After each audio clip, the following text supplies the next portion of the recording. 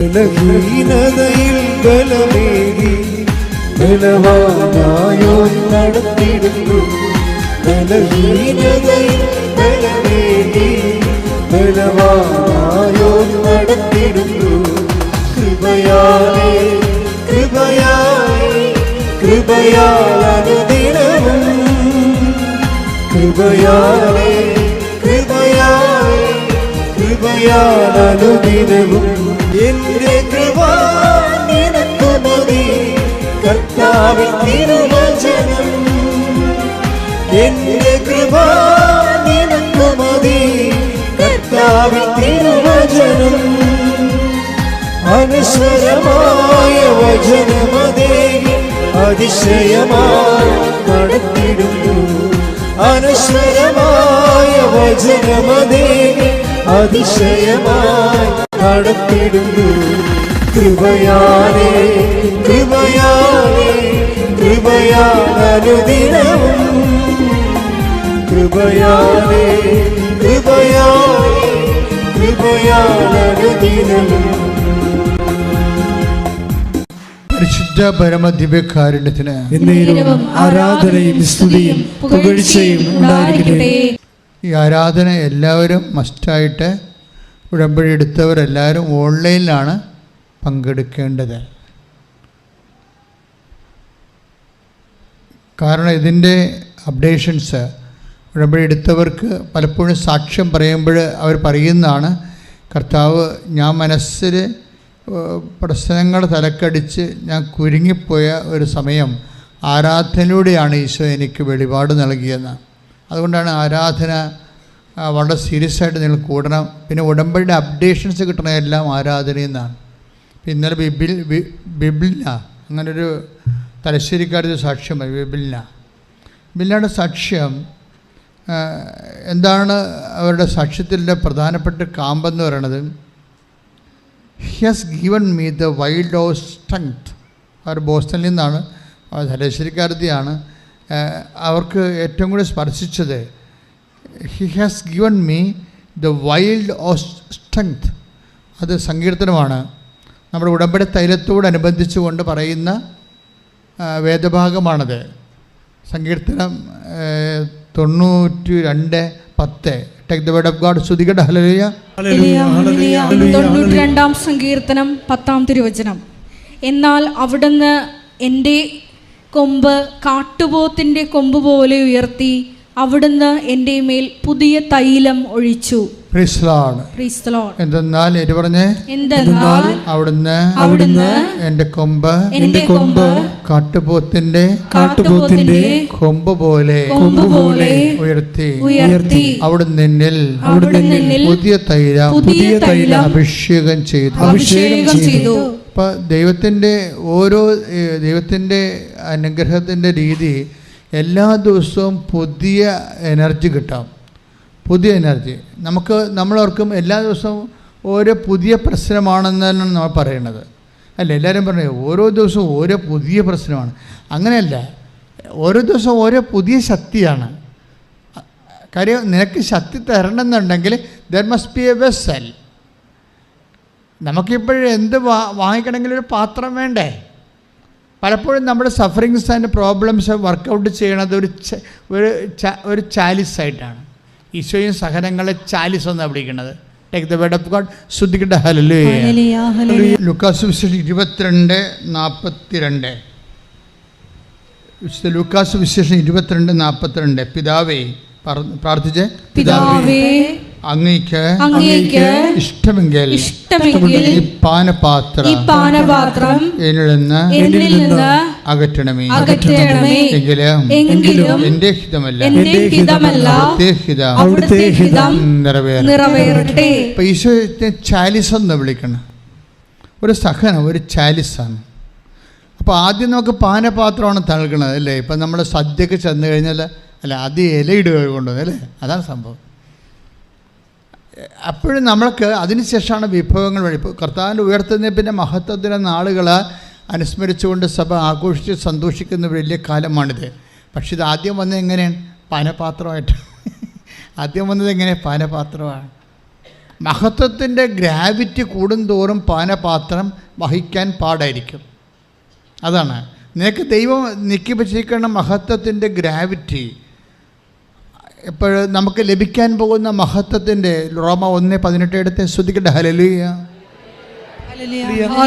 റോമ 8:18 നമുക്ക് വെളിപ്പെടാനിരിക്കുന്ന പറഞ്ഞ് നമുക്ക് വെളിപ്പെടാനിരിക്കുന്ന മഹത്വത്തോട് തുലനം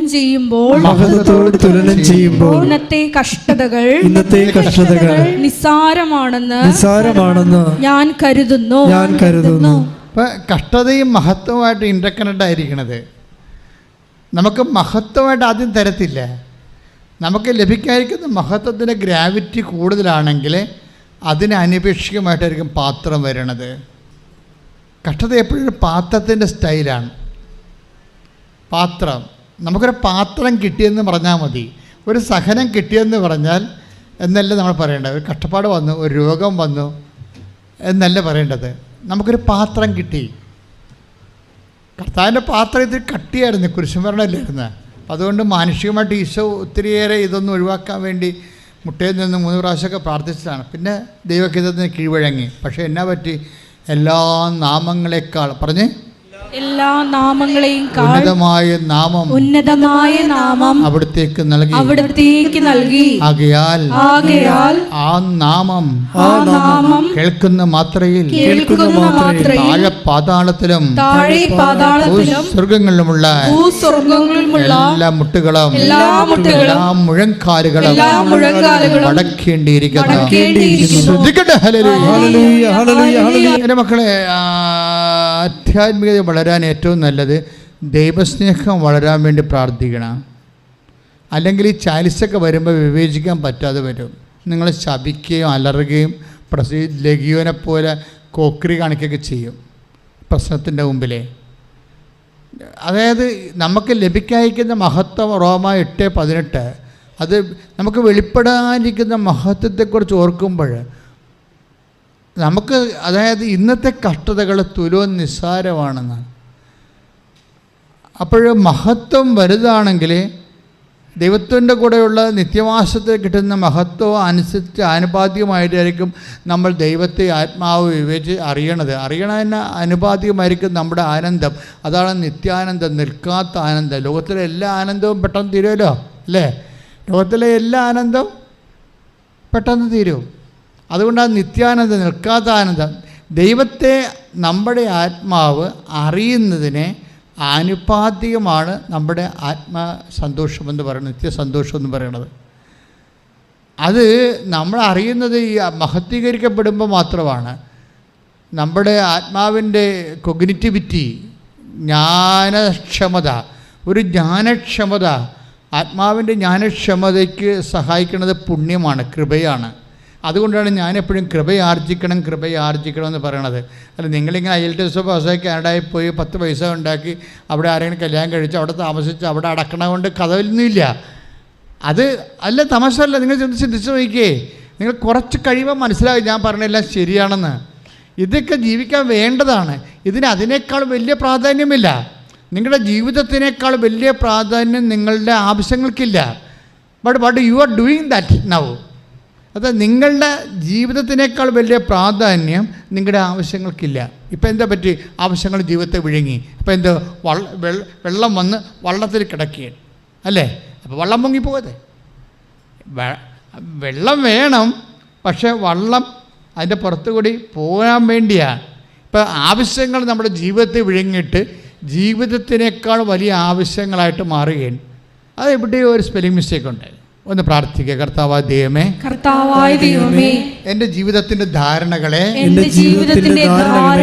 സമീപനങ്ങളെ നിന്റെ കൃപയുടെ മാനദണ്ഡ പ്രകാരം പുനർക്രമീകരിക്കണമേ.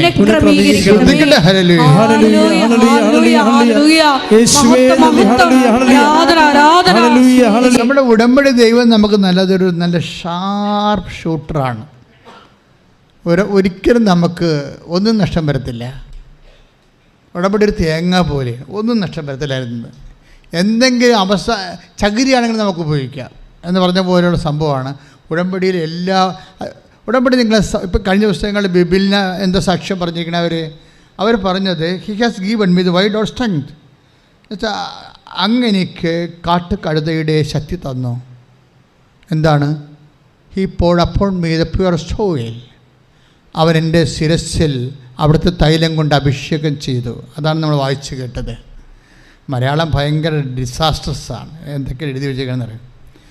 അത് ബൈബിള് ഇംഗ്ലീഷ് ഭയങ്കര പവർഫുള്ളാണ്. ചില he has given me the wide of strength, കാട്ടുപോത്തിൻ്റെ ശക്തി നൽകി.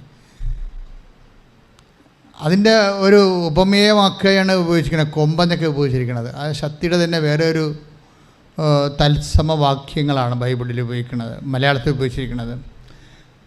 അപ്പോൾ അതായത് എന്താ ഈ ബിബിലിന പറഞ്ഞിരിക്കുന്നത്? He has given me the wide of strength. അത് ഉടമ്പടിയിൽ നിന്ന് കിട്ടിയതാണ്.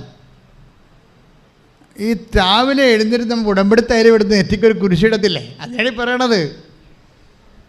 രാവിലെ നെറ്റിക്കൊരു കുരിശിട്ട് കഴിഞ്ഞാൽ ഷി വിൽ ബി എംപവേർഡ്. എല്ലാവരും കുരിശിട്ടതാണേ, കഥയില്ലേ. ചില ആൾക്കാർ എന്നൊക്കെ പറഞ്ഞ് കോട്ടായോ ഇടും, കുരിച്ച് വിടും, രണ്ടും ഒപ്പം തുടങ്ങി. എന്ത് സംഭവിച്ചെന്ന് ആർക്കും അറിയാൻ പറ്റില്ല. അങ്ങനെ വിടാണ്. ഇത് മോഡ് ഓഫ് ആക്ടിവേറ്റിംഗ്. അത് നമ്മളതിൻ്റെ അകത്ത് ഉടമസ്ഥതയുണ്ടോ എന്ന് നോക്കണം. ഉടമ്പടി എല്ലാ വിഷയങ്ങളും മോഡ് ഓഫ് ആക്ടിവേറ്റിങ്ങിൽ നിങ്ങൾക്ക് ഉടമസ്ഥതയുണ്ടോ എന്ന് വെച്ചാൽ ആ ചെയ്യുന്ന കാര്യത്തിൽ നിങ്ങൾ ഓൺ ചെയ്യുന്നുണ്ടോ എന്ന് അച്ഛൻ ചോദിച്ചത്. മനസ്സിലായില്ലേ? അല്ലാതെ ഒരു യാന്ത്രികമായി പോകുന്നുണ്ടോ എന്ന് നോക്കണം. ഒരു അനുഷ്ഠാനത്തിൻ്റെ പേരിൽ എന്തെങ്കിലും കാട്ടിക്കൂട്ടി ഒപ്പിച്ചുണ്ടാക്കണ പോലെയാണോ, അതോ ആർ യു പ്രസൻറ്റ് ദേർ? നിങ്ങൾ അവിടെ സാന്നിധ്യം നൽകുന്നുണ്ടോ? ബിബിലിനെ എന്താ ചെയ്യണമെന്ന് വെച്ച് കഴിഞ്ഞാൽ ആ ഉടമ്പടി തൈലം മുക്കിയിട്ട് ഒരു കുരിശങ്ങോട്ട് ഇട്ട് കഴിയുമ്പോൾ എന്താണ്? അതൊരു ഓഫറിംഗ് ആണ്. അതിൻ്റെ അകത്ത് ഒരു വാഗ്ദാനമുണ്ട്. എന്താണ് വാഗ്ദാനം? സങ്കീർത്തനം 92:10 വാഗ്ദാനം. അത് 12 വരും. വായിച്ച് 92:10. സങ്കീർത്തനം 92:10. എന്നാൽ അവിടുന്ന് എൻ്റെ കൊമ്പ് കാട്ടുപോത്തിൻ്റെ കൊമ്പ് പോലെ ഉയർത്തി, അവിടുന്ന് എൻ്റെ മേൽ പുതിയ തൈലം ഒഴിച്ചു. This is the way the taking. ആ അപ്രോച്ച് കണ്ടല്ലേ? എന്താണ് വചനം എന്താ പറയണത്? ഒരു ഉടമ്പടി തൈലം നമ്മൾ എടുത്തിട്ട് നെറ്റിക്ക് പൂശിക്കഴിഞ്ഞാൽ, ഞാൻ എടുത്ത് പൂശിയെന്നല്ല പറയണ ബൈബിള്, അവിടുന്ന് എൻ്റെ മേൽ, അതാണ് പ്രശ്നം. വായിച്ചില്ലേ എന്ന് പറഞ്ഞേ? അവിടുന്ന് എൻ്റെ മേൽ പരിശുദ്ധമായ തൈലം പുതിയ തൈലം ഒഴിച്ചു. അവിടുന്ന് എനിക്ക് കാട്ടുപോത്തിന്റെ ശക്തി നൽകി. രാവിലെ ഉടമ്പടി തൈലം എടുത്ത് നെറ്റി. എന്താണെന്ന് ബിബിലിനെ ഇത്രയും പറയാൻ കാരണം എന്തറിയാവാ? കുറേ ആൾക്കാരുണ്ട് ആ വീട്ടിൽ, ഇവരൊറ്റയ്ക്കേ ഉള്ളൂ. അവരുണ്ട്, അവിടെ 4 മക്കളുണ്ട്, ഭർത്താവുണ്ട്, പിന്നെ ഭർത്താവിൻ്റെ അവളുടെ ഇൻലോസ് ഉണ്ട്, അമ്മായിയപ്പനും അമ്മായിയമ്മയുണ്ട്. ആരും എല്ലാം 9 പേരുണ്ട്. നിങ്ങളിപ്പോൾ ആനക്കാര്യമായിട്ട് കെട്ടിയെഴുന്ന് വിളിച്ചിട്ട് ഞാൻ നരകത്തിലാണ് വന്ന് പെട്ടെന്നൊക്കെ പറഞ്ഞുകൊണ്ട് പെയ്തും പെരക്കൊക്കെ ഇരിക്കുന്ന പാർട്ടിയില്ലേ, ആ വീട്ടിൽ ചിലപ്പോൾ 3 പേരേ ഉണ്ടാകത്തുള്ളൂ. അതാണ് പ്രശ്നം. ഈ രാവിലെ മുതൽ പെയ്തും പെരക്ക് നാട്ടുകാരെ കരുത്തേക്കയറി വീട്ടുകാരെ കരുത്തേക്കയറിയൊക്കെ നടത്തുന്ന പാർട്ടിയില്ലേ, അവരുടെ വീട്ടിൽ ചിലപ്പോൾ 4 പേരേ ഉണ്ടാകത്തുള്ളൂ. ഈ 4 പേരുടെ ശുശ്രൂഷ എടുത്തിട്ടാണ് ഇവർ ആനക്കാര്യം പറയണത്. ഇത് 9 പേരാ വീട്ടിലുള്ളത്.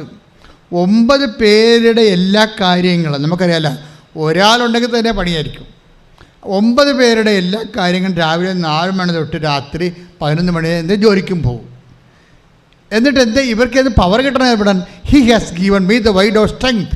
അവിടുന്ന് എൻ്റെ മേലെ അവിടുത്തെ അഭിഷേക തൈലം ഒഴിച്ചു. ഇങ്ങനെ ഒരു പ്രാർത്ഥനാരൂപം എവിടെയുണ്ട്? കർത്താവ്, ഞാനിതൊന്നും ചിന്തിച്ചിട്ട് പോലും ഇല്ലായിരുന്നോ? ഉടമ്പടി പുസ്തകം എഴുതാൻ എന്നോട് പറഞ്ഞു. ഞാൻ എഴുതിക്കൊണ്ടിരിക്കുന്ന സമയത്ത് ഒത്തിരി എത്രയോ കാലം എനിക്കൊണ്ട് ഞാനൊരു എൻ്റെ ജീവിതത്തിലെ ആയുസ്സിൽ ഒരു 10-40 ലക്ഷമെങ്കിലും ജപമാല ചൊല്ലിക്കാണും. എൻ്റെ ആയുസ്സിൽ എത്ര കാലമായി. ആദ്യം പഠിക്കണ കാലത്ത് മുഴുവൻ ചൊല്ലിക്കൊണ്ടിരുന്നത് ജപമാലയുടെ പ്രാഗ്രൂപമാണ്. ജപമാലയുടെ പ്രാഗ്രൂപം അറിയാമല്ലോ, എന്താണത്? ജപമാലയുടെ പ്രാഗ്രൂപം എന്താണ്? നമ്മളൊക്കെ ചെല്ലണ സാധനമാണ്, അടിപൊളിയാണ്. ഞാനതുകൊണ്ട് 15 കൊല്ലം ജീവിച്ചതാണ്. എന്താണത്? കർത്താവിൻ്റെ മാലാഖ. കർത്താവിൻ്റെ മാലാഖ പരിശുദ്ധ മറിയത്തെ വചിച്ചു, പരിശുദ്ധാത്മാവന മറിയം ഗർഭം ധരിച്ചു എന്ന് പറഞ്ഞാൽ അതൊരു വിശ്വസിക്കണ സംബന്ധിച്ചിടത്തോളം it will be A source of power. അന്ന് എനിക്കതേ അറിയാൻ പാടില്ലായിരുന്നു. വീട്ടിൽ പഠിക്കണ കാലത്ത് സെമിനാരി ചേരണതിന് മുമ്പ്. പക്ഷെ അത് ഇപ്പോൾ അതിൻ്റെ ദൈവശാസ്ത്രം പഠിച്ചപ്പോഴാണ് മനസ്സിലായത് ഇറ്റ് ഈസ് ഈക്വൽ ടു ജപമാലയാണ്. ജപമാല ചെല്ലാൻ പറ്റാവുന്ന ത്രിസന്ധ്യ എവിടെയെങ്കിലും ആ ത്രിസന്ധ്യ ജപം എന്നതിന് പറയണം.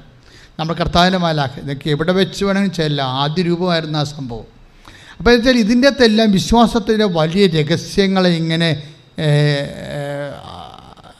നക്ഷലാക്കി വെച്ചിരിക്കുക. ഇത് എൻ്റെ മക്കൾ, ഇതിൻ്റെ പ്രോബ്ലം എന്ന് പറയുന്നത് നമ്മൾ എന്ത് എക്സ്പെല് ചെയ്യുന്നു, അല്ല എന്താണ് നമ്മൾ പ്രൊക്ലെയിം ചെയ്യുന്നത്, പ്രഖ്യാപിക്കുന്നത്, അതുപോലെ പ്രധാനപ്പെട്ടതാണ് ആര് പ്രഖ്യാപിക്കുന്നു എന്നുള്ളത്. ഉടമ്പടിയുടെ എല്ലാ വിഷയവും ഉപ്പുണ്ട്, ഉടമ്പടി തൈലമുണ്ട്, ഉടമ്പടി ഉപ്പുണ്ട്, അല്ലേ? അപ്പോൾ ഇതിനകത്ത് കുറേ അധികം വിശ്വാസം എന്താണ് പ്രയോഗിക്കണം. കഴിഞ്ഞ ആഴ്ച ഞാൻ പറഞ്ഞില്ലേ, വിശ്വാസ കൈമാറ്റമാണ്. ഇതാണ് കത്തണത്, ഫയറിങ് ആണത്. എപ്പോഴാണ് ഫെയ്ത്ത് ആൻഡ് ഫയറിങ് ആണ് നമ്മുടെ സബ്ജക്റ്റ്. ഫെയ്ത്ത് ഫയർ ആകണം എപ്പോഴാണ്, വിശ്വാസം കത്തണം എപ്പോഴാണ്. ഇപ്പോൾ ഓരോ വിഷയത്തിനും ഓരോ തരം ഫയറിങ്ങാണ് വേണ്ടത്. ഫെയ്ത്ത് കത്തണത് കൈമാറ്റത്തിലൂടെയാണ്. അത് വിശ്വാസം നമുക്ക് പ്രഖ്യാപിക്കാൻ പറ്റും. അധരം കൊണ്ടാണ് നമ്മൾ പ്രഖ്യാപിക്കുന്നത്. പ്രേയറൊക്കെ വിശ്വാസ പ്രമാണം ചൊല്ലണതൊക്കെ ആ ടൈപ്പാണ്, പ്രഖ്യാപനമാണ്. പിന്നെ എന്താ ഞാൻ കഴിഞ്ഞ ആഴ്ച പറഞ്ഞത്, വിശ്വാസം നമുക്ക് പ്രകാശിപ്പിക്കാൻ പറ്റും, ഇല്ലേ?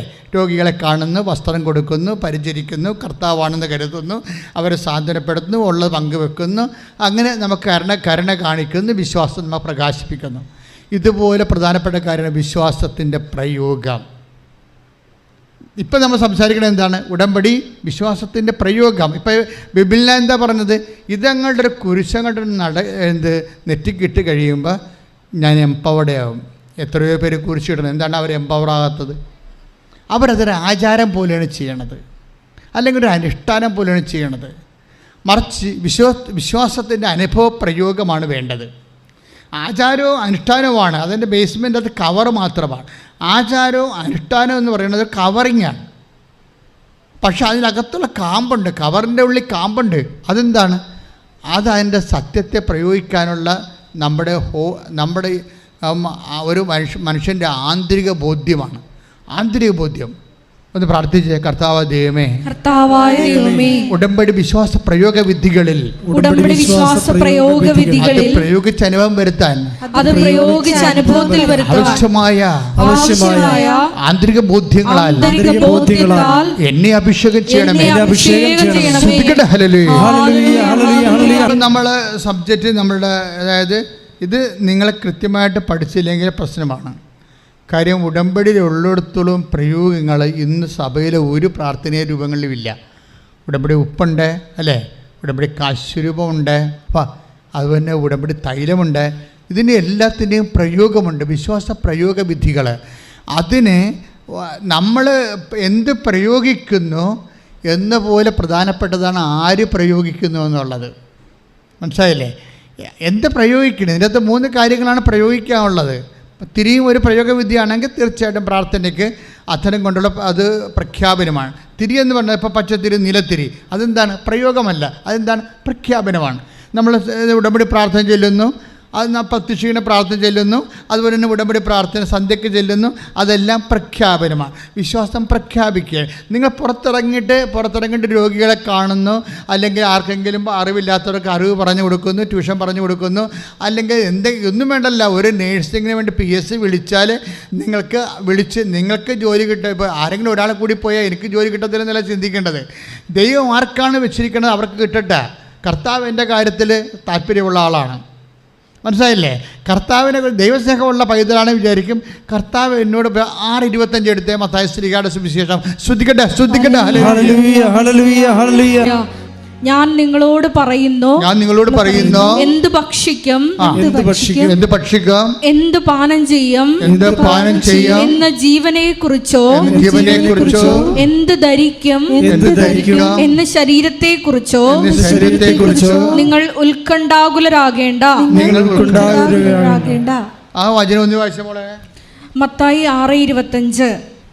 മത്തായി 6:25. ഞാൻ നിങ്ങളോട് പറയുന്നു, എന്ത് ഭക്ഷിക്കും, എന്ത് ഭക്ഷിക്കാം, എന്ത് പാനം ചെയ്യും, എന്ത് പാനം ചെയ്യാം എന്ന് ജീവനെ കുറിച്ചോ, എന്ത് ധരിക്കും, എന്ന് ശരീരത്തെ കുറിച്ചോ നിങ്ങൾ ഉത്കണ്ഠാകുലരാകേണ്ട. ഭക്ഷണത്തെക്കാൾ ജീവനും വസ്ത്രത്തെക്കാൾ ശരീരവും ശ്രേഷ്ഠമല്ലേ. ഇതിപ്പോൾ നമ്മൾ എപ്പോഴും കേൾക്കുന്ന വചനങ്ങളാണ് അല്ലേ. കഴിഞ്ഞ ദിവസങ്ങളിൽ ഞാനങ്ങനെ ഒറ്റയ്ക്ക് ഇരിക്കുകയായിരുന്നു. നിങ്ങൾക്കറിയാലോ, ഈ ഉടമ്പടി എടുത്ത സഹോദരങ്ങൾ എന്ത് ജോലി ചെയ്താലും നിങ്ങൾ ഉടമ്പടി ചെയ്ത ആളുമായിട്ട് ഒരു കമ്മ്യൂണിക്കേഷൻ ഉണ്ടാകണം. കമ്മ്യൂണിക്കേഷൻ ഗ്യാപ്പ് വരാതിരിക്കാൻ നോക്കണം. പക്ഷേ നിങ്ങൾ സന്ധ്യപ്രാർത്ഥനയ്ക്ക് ഉടമ്പടി പ്രാർത്ഥന ചെല്ലാൻ നേരത്തെ പച്ചത്തിരി എടുത്തപ്പോഴാണ് ഉടമ്പടിയെക്കുറിച്ച് ഓർക്കണത്, അല്ലെങ്കിൽ രാവിലെ എഴുന്നേപ്പോഴാണ് ഓർക്കണം. അങ്ങനെയല്ല. ഉടമ്പടി എന്ന് പറയുന്നത് ഒരു ഓർമ്മയാണ്. ശരിക്കും ഉടമ്പടി എന്തുമാത്രം, എൻ്റെ മക്കളെ, നിങ്ങൾ എന്തുമാത്രം ഉടമ്പടിയിൽ മച്ചുറാണ്, ഉടമ്പടിയിൽ എന്തുമാത്രം മച്ചുറാണെന്ന് അറിയണമെങ്കിൽ എന്തുമാത്രം ഓർമ്മ കൺസിസ്റ്റൻ്റായിട്ട് ഉണ്ടെന്ന് നോക്കിയാൽ മതി. Very simple. ഇപ്പോൾ നമുക്ക് പനി വന്ന് ടെർമോമീറ്റർ നോക്കിയാൽ നമുക്ക് എന്ത് പനി ഉണ്ടെന്ന് അറിയാൻ പറ്റും അല്ലേ. അതുപോലെ ഉടമ്പടിയിൽ നിങ്ങളുടെ റേറ്റിംഗ് അറിയണമെന്നുണ്ടെങ്കിൽ ഉടമ്പടിയിൽ എന്തുമാത്രം ഓർമ്മ ഉണ്ടെന്ന് നോക്കിയാൽ മതി. എല്ലാ സമയത്തും നിങ്ങൾ ഓർക്കുന്നുണ്ട്, ഉടമ്പടി പ്രാർത്ഥിക്കുന്ന സമയത്ത് ഓർക്കുന്നുള്ളൂ. ഇപ്പോൾ ചില ആൾക്കാർ 0 ഉടമ്പടിക്കാരാണ്.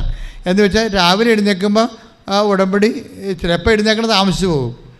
എഴുന്നേൽക്കണ താമസിച്ചു പോകുന്ന കാണ്ടാമൃഗങ്ങൾ ഉടമ്പടി എടുക്കാതിരിക്കും നല്ലത്. അവർക്ക് വേറെ വല്ല പണിക്കും പോകുന്നവർക്ക് നല്ലത്. അവർക്ക് എന്തെല്ലാം കാര്യങ്ങൾ പുറത്തു നൊവേനുണ്ട്, എന്തെല്ലാം കാര്യങ്ങൾ അവർ വന്ന് ചടിക്കൽ ഉടമ്പടിക്ക് എന്ത് ഉദ്ദേശത്തിന് എടുക്കണേ. അതായത് ഉടമ്പടി എടുത്താൽ 5:30 എഴുന്നേൽക്കണം. ക്ലിയർ അല്ലേ? നമ്മുടെ ജീവിതം അതിന് തുടങ്ങണമാണ്. നമ്മുടെ ജീവിതം മാറ്റി മറിക്കുന്ന ഒരു സംഭവമാണ്. പ്രാർത്ഥനയ്ക്ക് ആവശ്യത്തിന് സമയമുണ്ട്. നിങ്ങളുടെ പ്രാർത്ഥന സമയം നിങ്ങൾ വേറെ കാര്യങ്ങൾക്ക് ഉപയോഗിക്കാനാണ്. ഒരു മര്യാദക്കൊന്നും രാത്രി ഒന്ന് നേരത്തെ കിടക്കാൻ നോക്കണം. അവിടെ ടി വിയും കണ്ട് വാട്സപ്പും കണ്ട് യൂട്യൂബും കണ്ടുണ്ടാക്കി ഇരുന്ന് കഴിഞ്ഞാൽ പണിയായിരിക്കും. അതിനൊക്കെ ഒരു ടൈമുണ്ട്. ശരീരത്തിലല്ലേ സംഭവം എല്ലാം ചെയ്യാൻ പറ്റത്തുള്ളൂ. അപ്പോൾ അതുകൊണ്ടൊരു 10 മണിക്കെങ്കിലും കിടക്കാൻ നോക്കണം. എന്നിട്ട് മര്യാദയ്ക്ക് ഒരു 5:30 എഴുന്നേക്കാൻ നോക്കണം. എന്നിട്ടാണ് ആദ്യമേ പ്രത്യക്ഷ പ്രാർത്ഥന തുടങ്ങുകയാണ് നമ്മൾ. അത് ആദ്യമേ നമ്മൾ ഉടമ്പടി തൈലമാണ് നെറ്റിക്ക് പൂശണത്. ഇപ്പം ബിബില പൂശിച്ചത് അതല്ലേ. അവരത്രയും പറഞ്ഞുകൊണ്ടാണ് ഞാൻ ഇത്രയും ചൂടായിരിക്കണത്. കാര്യം 9 വീട്ടുകാരെ 9 അംഗങ്ങളെ പ്രായമുള്ളവരെ തൊട്ട് കുഞ്ഞുങ്ങളെ വരെ ഒരു ലേഡി സന്ധിക്കണമെന്നുണ്ടെങ്കിൽ അവർക്ക് നല്ല പവർ വേണം. പക്ഷെ അവരെന്താ പവർ എവിടെ നിന്നാണ് ഡ്രോ ചെയ്യണത്? അവർ ഉടമ്പടി തൈലത്തുനിന്ന്. എന്താ കാര്യം? അവിടുന്ന് എൻ്റെ മേൽ അഭിഷേക തൈലം ഒഴിച്ചു എന്നാണ് പറയണത്. അല്ലാതെ ആ വീട്ടിൽ കൊണ്ടുവന്നിരുന്ന ഉടമ്പടി തൈലം എടുത്ത് പൂശിയെന്നല്ല പറയണത്. കർത്താവ് എൻ്റെ മേൽ, ഞാൻ ഉടമ്പടി ചെയ്തിരിക്കുന്നവനാണ്, അവിടുന്നാണ് എൻ്റെ നെറ്റിയിൽ വെളുപ്പിനെ വന്ന് ഉടമ്പടി തൈലം തേച്ചിരിക്കണമെന്ന് വിശ്വസിക്കുമ്പോഴാണ് വിഷയം മാറണത്. കാര്യം എന്താണ്? ഓരോ പ്രഭാതത്തിലുമാണ് ദൈവം, ഓരോ പ്രഭാതത്തിലും അവിടുന്ന് പുതിയ സ്നേഹത്താൽ എന്നെ അഭിഷേകം ചെയ്ത് take the word of God ഓരോ പ്രഭാതത്തിലും ശ്രദ്ധിക്കട്ടെ. ഹല്ലേലൂയ ഹല്ലേലൂയ ഹല്ലേലൂയ ഹല്ലേലൂയ. വിലാപങ്ങൾ 3:22-23. വിലാപങ്ങൾ 3:22-23. കർത്താവിന്റെ സ്നേഹം ഒരിക്കലും അസ്തമിക്കുന്നില്ല. പറഞ്ഞേ, കർത്താവിന്റെ സ്നേഹം ഒരിക്കലും അസ്തമിക്കുന്നില്ല. അവിടുത്തെ കാരുണ്യം അവസാനിക്കുന്നില്ല. ഓരോ പ്രഭാതത്തിലും അത് പുതിയതാണ്. അവിടുത്തെ വിശ്വസ്തത ഉന്നതമാണ്. അവിടുത്തെ കാരുണ്യം പുതിയതാണ്. അവിടുത്തെ കരുണ അസ്തമിക്കുന്നില്ല. അവിടുത്തെ സ്നേഹം അസ്തമിക്കുന്നില്ല. അതായത് നമ്മൾ ഉടമ്പടി തൈലം രാവിലെ തേക്കുമ്പോൾ തന്നെ ഈ വിലാപങ്ങളുടെ പുസ്തകം സങ്കീർത്തനം 92:10-12 വായിച്ചിട്ട് പിന്നെ വിലാപങ്ങൾ കൂടി വായിക്കണം. വിലാപങ്ങൾ എത്രയാണ്? വിലാപങ്ങൾ 3:22-23 വായിക്കണം. എന്നിട്ടാണ് ഈ തൈലം എടുത്ത് നിങ്ങൾ നെറ്റിയിൽ പൂശേണ്ടത്. കാര്യം എന്ത് പൂശണമെന്ന് പോലെ പ്രധാനപ്പെട്ടതാണ്. പിന്നെന്താണ്? ആര് പൂശുന്നു എന്നുള്ളത്. നിങ്ങളുടെ ആന്തരിക ബോധ്യം. ബിബിലിയുടെ ബോധ്യം എന്താണ്? അത് അവിടുന്നാണ് പുതിയ സ്നേഹത്താൽ പുതിയ കരുണയാൽ എന്നെ ഈ പുതിയ പ്രഭാതത്തിൽ അഭിഷേകം ചെയ്തിരിക്കുന്നു. അപ്പോൾ ഓക്കെയായി. ഈ ആക്ടിവേഷൻ പ്രിൻസിപ്പിൾ കറക്റ്റ് ചെയ്യണം. അല്ലാതെ നമ്മൾ എന്തെങ്കിലും കാണിക്കരുത്. എന്തുമാത്രം വെള്ളം വീട്ടിരിക്കണതാണ്. പല വീട്ടിൽ നിന്നും പല നൊവേന പള്ളിയിൽ നിന്നും വേളാങ്കണ്ണിയിൽ നിന്നും എല്ലാം കുറേ വെള്ളം കൊണ്ടുവന്നിട്ടില്ലേ. അങ്ങനെ ഒന്നും ഉടമ്പടിത്തൈലം ചെയ്യരുത്. ഉടമ്പടിത്തൈലം അങ്ങനെ വെച്ചിരിക്കണമല്ല. ഉടമ്പടി തൈലം പവർ ഇൻകൾക്കേറ്റ് ചെയ്ത് വെച്ചിരിക്കുന്ന പവർ ബ്ലെസ്സിങ് ഉള്ളതാണ്. യേശു കർത്താവാണെന്ന് അതരം കൊണ്ട് ഏറ്റുപറഞ്ഞു ദൈവനെ മരിച്ചോന്ന് ഉയർപ്പിച്ചെന്ന് ഹൃദയത്തെ വിശ്വസിച്ചിട്ട് ആ വിശ്വാസമാണ് അധരം വഴി പ്രഖ്യാപിച്ചിട്ട് കുർബാന ചൊല്ലി 9 പ്രാവശ്യം 12 പ്രാവശ്യം അത് വെഞ്ചിരിക്കുന്നത്. അതിനെന്താ കാര്യം? തളർന്നിരിക്കുന്ന മനുഷ്യരെ എല്ലാം ബലപ്പെടുത്താൻ വേണ്ടി ആര് ഇതുപോലെ തന്നെ വിശ്വാസം പ്രഖ്യാപിക്കാൻ കെൽപ്പുള്ളവരാണോ അവർക്ക് ഈ പവർ അടിക്കും. അതുകൊണ്ടാണ് ബൈബിളിനെ പറഞ്ഞത് എന്താണ്? He has given me the wide of strength. അവിടെ എനിക്ക് ഈ തൈലം പൂശുമ്പോഴേ അവിടുന്ന് എൻ്റെ മേൽ പുതിയ തൈലം പൂശി എനിക്ക് കാട്ടുകഴുതയുടെ ശക്തി തന്നു എന്ന് പറയണത്. കാട്ടുപോത്തിൻ്റെ അപ്പോഴത് അത് ആന്തരിക ബോധ്യമാണ്. പ്രാർത്ഥിക്കുക, കർത്താവായ ദൈവമേ, ഓരോ നേർച്ച വസ്തുക്കളിലും അന്തർലീനമായിരിക്കുന്ന ദൈവശക്തിയുടെ ദൈവകരുണയുടെ അവബോധം എന്നിൽ സൃഷ്ടിക്കണമേ. ഉപയോഗിക്കുമ്പോഴേ അതിന്റെ വിവക്ഷയാൽ അനുഭവതലത്തിലെ ദൈവത്തെ രുചിക്കുവാൻ ശക്തി അനുഭവിക്കുവാൻ വിടുതൽ പ്രാപിക്കുവാൻ എന്നെ അഭിഷേകം ചെയ്യണം. എന്റെ മക്കളെ, നിങ്ങൾ സ്തുതിച്ചുകൊണ്ടിരിക്കട്ടെ. അച്ഛൻ എല്ലാവർക്കും വേണ്ടി പ്രാർത്ഥിക്കാൻ പോകുകയാണ്. എന്റെ കർത്താവേ, നിന്റെ ഉന്നതമായ നാമത്തിന് സ്തോത്രം ചെയ്യുന്ന കർത്താവേ, നിന്റെ വിശുദ്ധ പൗരോഹിത്യത്തെ മഹത്വപ്പെടുത്തണമേ. കർത്താവേ, സഭയിലുള്ള സാന്നിധ്യം പ്രകടമാക്കണമേ. അമ്മേ, പരിശുദ്ധമേ, ദേവമാതാവേ, എല്ലാ മക്കൾക്കും വേണ്ടി ഇവിടെ തീർത്ഥാടകരെ പ്രാർത്ഥിക്കുന്നവരെ, ഓൺലൈനിൽ പ്രാർത്ഥിക്കുന്നവര്, രോഗികള്, പീഡിതര്, സാമ്പത്തിക ബാധ്യതകളായ കർത്താവേ, മനസ്സിൽ കെട്ടുപോയവരെ, ഇനി ഒരു അടി മുന്നോട്ട് പോകാൻ പാടില്ലാത്തവരെ, കർത്താവേ, പഠനം കുഴച്ചു പോയവരെ, കർത്താവെ, ജോലി ഇല്ലാത്തവരെ, കർത്താവെ, പ്രാർത്ഥനയ്ക്ക് വിശ്വസിക്കാൻ പറ്റാത്തവര്, വിശ്വസിക്കാൻ കഴിയാത്തവര്, മാരക രോഗികള്, തീരാവേദികള്, സർവാ രോഗികള്, കണ്ണിന് കാഴ്ച കുറവുള്ളവര്, മുടി കൊഴിഞ്ഞു പോകുന്നവര്, കർത്താവെ, മനസ്സിന് ഡിപ്രഷൻ ബാധിച്ചവര്, യേശു ക്രിസ്തുവിന്റെ വിശുദ്ധമായ രക്തത്താൽ എല്ലാ മക്കളും അഭിഷേകം പ്രാപിക്കട്ടെ. രക്തത്താൽ അഭിഷേകം പ്രാപിക്കട്ടെ. രക്തത്താൽ അഭിഷേകം പ്രാവർത്തിക്കട്ടെ. മാരക രോഗങ്ങള്, തീരാവേദികള്, ജീവദുരിതങ്ങള്, ശരീര ശോഷണങ്ങള് യേശു നാമത്തില്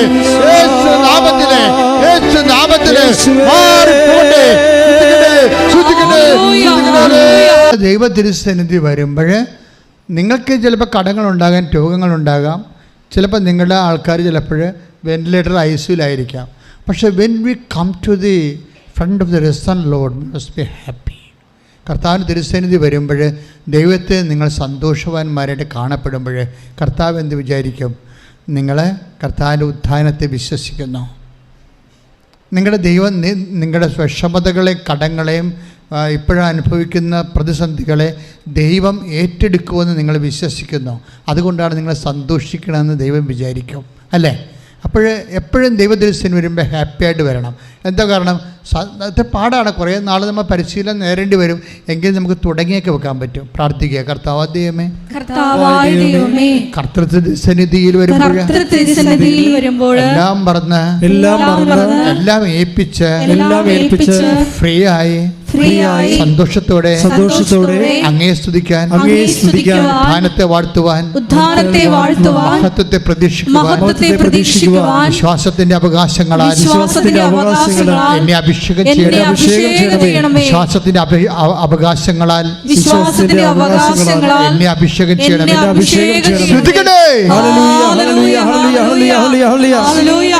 എൻ്റെ പ്രിയപ്പെട്ടവരെ, ഒന്ന് ചിന്തിച്ചു നോക്കിയേ. നിങ്ങൾക്ക് കണ്ണീരുണ്ട്, വിഷമതകളുണ്ട്. പക്ഷേ നിങ്ങൾ കർത്താവിൻ തിരുസന്നിധിയിൽ നീണ്ട സമയത്ത് സ്തുതിക്കുകയും അവിടുത്തെ വചനം കേട്ടുകൊണ്ടിരിക്കുകയും ചെയ്യണം, അല്ലേ? ക്ലിയർ അല്ലേ? ദാറ്റ് മീൻസ് എന്താ? What is happening? കർത്താവിൻ്റെ ദിവസമാണിന്ന്, ഞായറാഴ്ച, അല്ലേ? കർത്തൃ തിരുസന്നിധിയിൽ വരാനും സമയങ്ങളെടുത്ത് അവിടുത്തെ ആരാധിക്കാനും ദൈവം നിങ്ങളെ വിളിച്ചിട്ടുണ്ടെങ്കിൽ നിങ്ങളുടെ കാര്യത്തിൽ ദൈവം നേരത്തെ തീരുമാനം എടുത്തിട്ടുണ്ട്, ഒപ്പിട്ടിട്ടുണ്ടെന്ന് അർത്ഥം. കൈയിട്ടിച്ച് കർത്താവ് ഈ ദിവസങ്ങളിൽ ഭയങ്കര രസകരമായ ഒരു സാക്ഷ്യം കേട്ട് നിങ്ങൾ കണ്ടു കാണാം. അതായത് കോതമംഗലത്തുകാരനാണ് റിജി എന്ന് പറയണ പുള്ളിക്കാരൻ ഇവിടെ വന്ന് നിന്നപ്പോൾ ഞാനിവിടെ ഉണ്ടായിരുന്നു ഇവിടെ. പക്ഷേ എനിക്ക് ആദ്യം ഈ സാക്ഷ്യം ഇയാളെ പറഞ്ഞു വിട്ടാലോ എന്നൊക്കെ തോന്നിയായിരുന്നു. പക്ഷേ കുറച്ച് കഴിഞ്ഞപ്പോൾ ആ സാക്ഷ്യം ലെവലിലേക്ക് വന്നു. പുള്ളി ഒരു ടോൺ ഓഫ് വോയിസ്, സാധാരണ ഒരു ടോണിൽ നല്ല ലാംഗ്വേജിലാണ് പറഞ്ഞുകൊണ്ടിരിക്കുന്നത്. അതുകൊണ്ട് നമുക്ക് നീണ്ടു പോകണമെന്നല്ല, നമുക്ക് വേറെ കുഴപ്പങ്ങളൊന്നും തോന്നത്തില്ല. പക്ഷെ പുള്ളിക്കാരൻ ഒരു കാര്യം പറഞ്ഞത് ഇടിവെട്ട് സാക്ഷ്യമാണ്. കാര്യം ആ സാക്ഷ്യമാണ് ഇപ്പോൾ യൂട്യൂബിൽ കയറിക്കൊണ്ടിരിക്കുന്നത്. 50,000-50,000 കയറിപ്പോയി, അത് പെട്ടെന്ന് കയറിപ്പോയി. പുള്ളിക്കാരൻ പറഞ്ഞ ഇതാണ്, പുള്ളിക്കാരൻ പറയുമ്പോഴൊക്കെ മനസ്സിലാകും. അതായത് അദ്ദേഹവും ഈ റെജിയും ഒരു കൂട്ടുകാരനും കൂടി സഞ്ചരിക്കുമ്പോൾ, കാട്ടുവഴിയിലൂടെ സഞ്ചരിക്കുമ്പോൾ പെട്ടെന്ന് കാട്ടാന വെകിളി കൊണ്ട് വരികയാണ്. പക്ഷെ അപ്പോൾ ഈ മനുഷ്യൻ പറയേണ്ട വാക്കുണ്ട്, ഈ ഉടമ്പടി കാശുരൂപ എടുത്തിട്ട് പറയുന്ന വാക്കുണ്ട്. ഇത് ഞാൻ വിശ്വസിക്കുന്ന ദൈവമാണ്, എനിക്ക് പേടിയില്ല, പക്ഷേ എൻ്റെ കൂടെ വന്ന കൂട്ടുകാരന് നിന്നെ പേടിയാണ് ഭയങ്കര. അതുകൊണ്ട് ഞാൻ പറയുന്നു, നീ തിരിച്ചു പോകണം. കാട്ടാനയാണ്, കാട്ടുവഴിയാണ്. എനിക്കത് ഭയങ്കര സന്തോഷമായി. എന്താണെന്നറിയോ, ഈ ആൾക്കാരൊക്കെ ഞാൻ പറഞ്ഞതിനേക്കാൾ വലിയ കാര്യങ്ങളാണ് ഇപ്പോഴ് എൻ്റെ മനസ്സിൽ പണ്ട് ഈശോ തന്നതിനേക്കാൾ വലിയ കാര്യങ്ങളാണ് ജനങ്ങൾ ചെയ്യണത്. ഇതുകൊണ്ട് ആക്ടീവ് പ്രയോഗിച്ച് ചെയ്യണത് അപ്പം ഞാനങ്ങനെ ചിന്തിച്ചത്, ഞാനാണ് ആ സ്ഥാനത്തെങ്കിൽ ഇങ്ങനെ പറയുമോ? അത് ഞാൻ ഇങ്ങനെ ചിന്തിച്ചു. ഞാൻ 2 വട്ടം ചിന്തിക്കും. അപ്പോൾ ഈ ഫിലോസഫിയൊക്കെ പഠിച്ചു വെച്ചിരിക്കുന്ന കാരണം ആദ്യം റീസണായിട്ട് ചിന്തിക്കത്തുള്ളൂ. ഈ ഫിലോസഫിയൊക്കെ പഠിച്ചുള്ള കുഴപ്പം അതാ, വിശ്വാസമല്ല പഠിച്ചിരിക്കണത്, ഫിലോസഫിയല്ലേ. അതുകൊണ്ട് വിശ്വാസം പഠിച്ചാൽ പ്രശ്നമില്ല. ഫിലോസഫി പഠിക്കുമ്പോൾ എല്ലാം യുക്തിപുസ്തകമായിട്ട് സിങ്കാകുന്നുണ്ടെന്ന് നോക്കും. സിങ്കാകാത്ത കാര്യങ്ങളൊക്കെ എടുത്ത് കളയും. അതുകൊണ്ട് തന്നെ നിങ്ങൾക്ക് ഉടമ്പടി തൈലത്തിൽ എന്ത് തരുമ്പോൾ ഞാൻ എപ്പോഴും ഇത് യുക്തിസഹമായിട്ട് സിങ്കാകുന്നുണ്ടോ എന്ന് ഞാൻ ആദ്യകാലം നോക്കുമായിരുന്നു.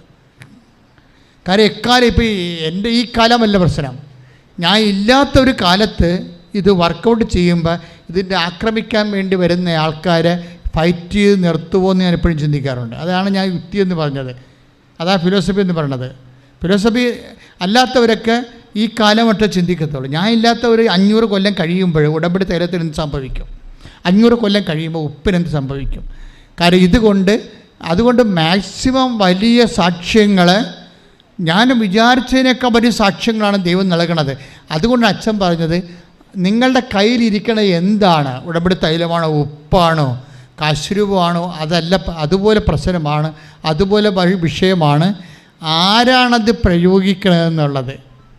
നിഷ്കളങ്കമായൊരു വിശ്വാസത്തിൻ്റെ ഉടമയാണ് ഈ റെജി എന്ന് പറയുന്ന ആൾ. കാര്യം എന്താണ്, അയാളൊരു നോൺ ക്രിസ്ത്യനാണ്, അതാണ് സംഭവം.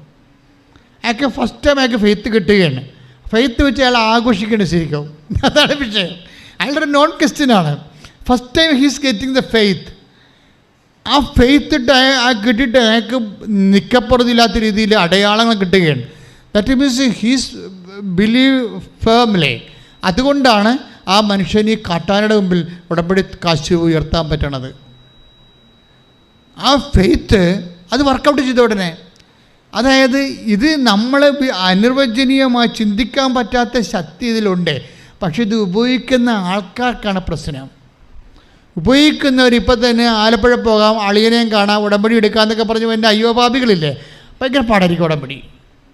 അവർക്ക് അറിയത്തില്ല അവരെങ്ങനെ എപ്പോൾ വീട്ടിൽ പോകാൻ പറ്റും. ഇപ്പോൾ ഇന്നൊരുത്ത മന്ത്രിണ്ടായിരുന്നു ഇവിടെ, പ്രദേശത്തിനോട് ചോദിച്ച് ഉടമ്പടി വേറെ എവിടെയെങ്കിലും ഉണ്ടാകും.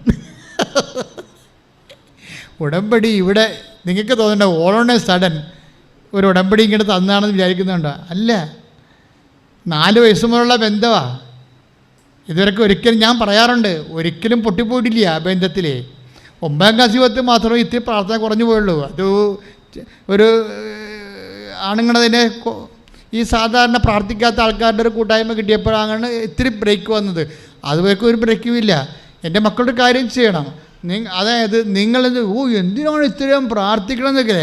പ്രാർത്ഥന അല്ലാതെ വേറെ ഒരു മാർഗമില്ല ദൈവത്തെ കാണാനും കണ്ടുമുട്ടാനും. എനിക്ക് പ്രണയം തോന്നുമ്പോഴാണ് ഞാൻ പ്രാർത്ഥിക്കുന്നത്. ഇപ്പം ഞാൻ എവിടെ പോയാലും എൻ്റെ മനസ്സിൽ എപ്പോഴും പ്രണയം തോന്നും. ഈശ്വരനെക്കുറിച്ച് എപ്പോഴും ഓർക്കും, അമ്മയെക്കുറിച്ച് ഓർക്കും, അപ്പം തന്നെ പ്രാർത്ഥന തുടങ്ങും. അല്ല, എനിക്കൊരു ഇഷ്യൂ വേണ്ട പ്രാർത്ഥിക്കാൻ. നിങ്ങളും എന്നെപ്പോലെ ആകണം ശരിക്കും. നിങ്ങൾക്ക് എന്തെങ്കിലും ഇഷ്യൂ ഉണ്ടാകുമ്പോഴല്ലേ നിങ്ങൾ പ്രാർത്ഥിക്കണത്. അങ്ങനെയല്ല, കുറച്ചങ്ങനെ ജീവിച്ച് കഴിയുമ്പോൾ നമ്മുടെ ആത്മാവും ദൈവവും തമ്മിൽ വല്ലാത്തൊരു ബന്ധത്തിലെത്തും.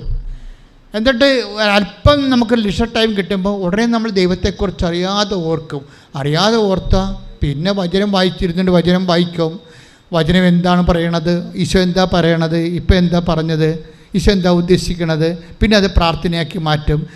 കാര്യം പ്രാർത്ഥന എന്ന് പറയുമ്പോൾ ദൈവസ്നേഹം ഉള്ളവർക്കുള്ള ഒരു പരിപാടിയാണത്. അപ്പോൾ അതുകൊണ്ട് ആദ്യം പ്രാർത്ഥിക്കേണ്ടത് പ്രാർത്ഥിക്കാനല്ല, ദൈവസ്നേഹം നിറയാൻ പ്രാർത്ഥിക്കണം. അപ്പോൾ ഓട്ടോമാറ്റിക്കായിട്ട് ആത്മാവ് പ്രാർത്ഥിച്ചോളും. ആത്മാവ് പ്രാർത്ഥിക്കാൻ നമ്മളോട് ആവശ്യപ്പെടും. അല്ല അമ്മയും അപ്പനും ഒക്കെ ഒരു സമയത്തെ നമ്മൾ വിളിക്കത്തുള്ളൂ. അവർ ചത്തുപോയാൽ പിന്നെ വിളിക്കുമോ നമ്മളെ പ്രാർത്ഥിക്കാൻ വേണ്ടി? ഇല്ല. നിങ്ങളുടെ അപ്പനും അമ്മയൊക്കെ പ്രാർത്ഥിക്കാൻ വേണ്ടി നിങ്ങളെ വിളിക്കണമെന്ന് പറയണത് അവർ ജീവിച്ചിരിക്കുമ്പോഴേ വിളിക്കത്തുള്ളൂ. നിങ്ങൾക്ക് അവർ മരിച്ചു കഴിഞ്ഞ് നിങ്ങളുടെ ആധ്യാത്മികത നിങ്ങൾക്ക് സർവൈവ് ചെയ്യണമെന്നുണ്ടെങ്കിൽ നിങ്ങൾക്ക് ദൈവവുമായിട്ട് ഒരു നല്ല ആന്തരിക പ്രണയ ബന്ധമുണ്ടാകണം. പ്രാർത്ഥിക്കുക, കർത്താവായ ദൈവമേ, അങ്ങയുമായി എനിക്ക് ആന്തരികമായ ഹൃദയബന്ധമുണ്ടാകാൻ ദൈവസ്നേഹത്താൽ എന്നെ അഭിഷേകം ചെയ്യണം. എൻ്റെ പ്രിയപ്പെട്ടവരെ, ഈ ദിവസങ്ങളിലെ നമ്മൾ ദൈവസ്നേഹത്തെക്കുറിച്ചല്ലേ ഇപ്പം സംസാരിച്ചുകൊണ്ടിരിക്കുന്നത് അല്ലേ?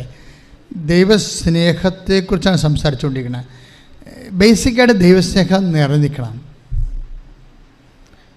നിങ്ങൾ ഉടമ്പടിയിലായിരിക്കുമ്പോൾ അച്ഛൻ മുമ്പ് പറഞ്ഞായിരുന്നു ഉടമ്പടിയെക്കുറിച്ച് എന്തുമാത്രം ഓർമ്മയുണ്ട്, അതാണ് ഉടമ്പടിയുടെ റേറ്റിംഗ്, നിങ്ങളുടെ സ്റ്റാറ്റസ്. ഉടമ്പടിയെക്കുറിച്ച് ഓർക്കണില്ല എന്നുണ്ടെങ്കിൽ ഇത് വർക്കൗട്ട് ചെയ്യത്തില്ല. ഉടമ്പടിയുടെ ഓർമ്മ ദൈവസ്നേഹത്തിന് ആനുപാതികമാണ്. Take the word of God. സങ്കീർത്തനം 111:5 എടുത്ത് സ്തുതിക്കട്ടെ. ഹല്ലേലൂയ, ഹല്ലേലൂയ, ഹല്ലേലൂയ, ഹല്ലേലൂയ. യേശുവേ നന്ദി, ഹല്ലേലൂയ, ഹല്ലേലൂയ, ആരാധന, യേശുവേ നന്ദി, യേശുവേ സ്തുതി, ഹല്ലേലൂയ, ഹല്ലേലൂയ, ആരാധന, ആരാധന, ആരാധന, ആരാധന. 111 സങ്കീർത്തനം 5-ാം തിരുവചനം. തൻ്റെ ഭക്തർക്ക് അവിടുന്ന് ആഹാരം നൽകുന്നു, അവിടുന്ന് തൻ്റെ ഉടമ്പടിയെ എപ്പോഴും അനുസ്മരിക്കുന്നു. ഇതാണ് സംഭവം. സങ്കീർത്തനം 111:5 എന്താണ്? അവിടുന്ന് പറഞ്ഞേ, അവിടുന്ന് തന്റെ ഭക്തർക്ക് ആഹാരം നൽകുന്നു. ആഹാരം എന്ന് പറഞ്ഞാൽ എന്താണ്? ഇത് മീൻസ് ഓഫ് ലൈവ്ലിഹുഡ് ആണ് ഉദ്ദേശിക്കുന്നത്. ബൈബിൾ എന്ന് പറഞ്ഞാൽ ആഹാരം എന്ന് പറഞ്ഞു കഴിഞ്ഞാൽ ബ്രെഡ് എന്നൊക്കെ പറഞ്ഞു കഴിഞ്ഞാൽ ഇത് മീൻസ് ഓഫ് ലൈവ്ലിഹുഡാണ്. എന്ന് വെച്ച് കഴിഞ്ഞാൽ ആഹാരത്തിനുള്ള വഴികൾ.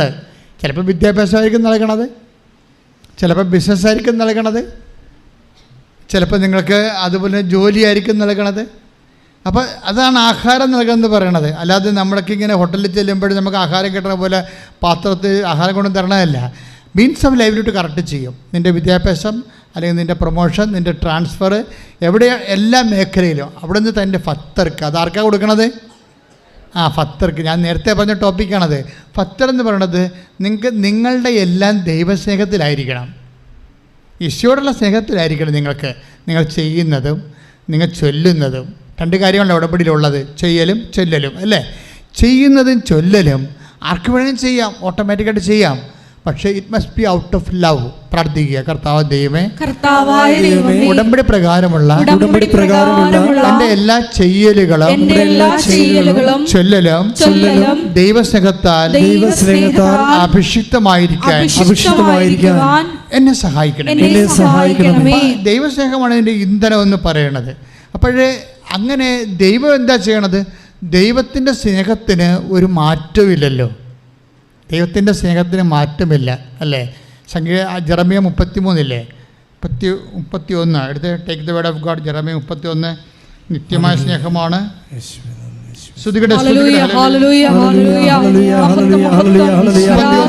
ജെറമിയ 31:3 എടുത്തേ. ജെറമിയ 31:3. വിദൂരത്തിൽ നിന്ന് കർത്താവ് അവന് പ്രത്യക്ഷനായി അരുൾ ചെയ്തു, എനിക്ക് നിന്നോടുള്ള സ്നേഹം അനന്തമാണ്. പറഞ്ഞേ, കേട്ടില്ലേ? അതാണ് പ്രശ്നം. എന്താ പറഞ്ഞേ? എനിക്ക് നിന്നോടുള്ള സ്നേഹം അനന്തമാണ്. നിന്നോടുള്ള വിശ്വസ്തത അചഞ്ചലവും. അപ്പൊ ഇതിനകത്ത് ഗ്യാപ്പില്ല. ദൈവത്തിന് നമ്മോടുള്ള സ്നേഹത്തിന് ഗ്യാപ്പില്ല.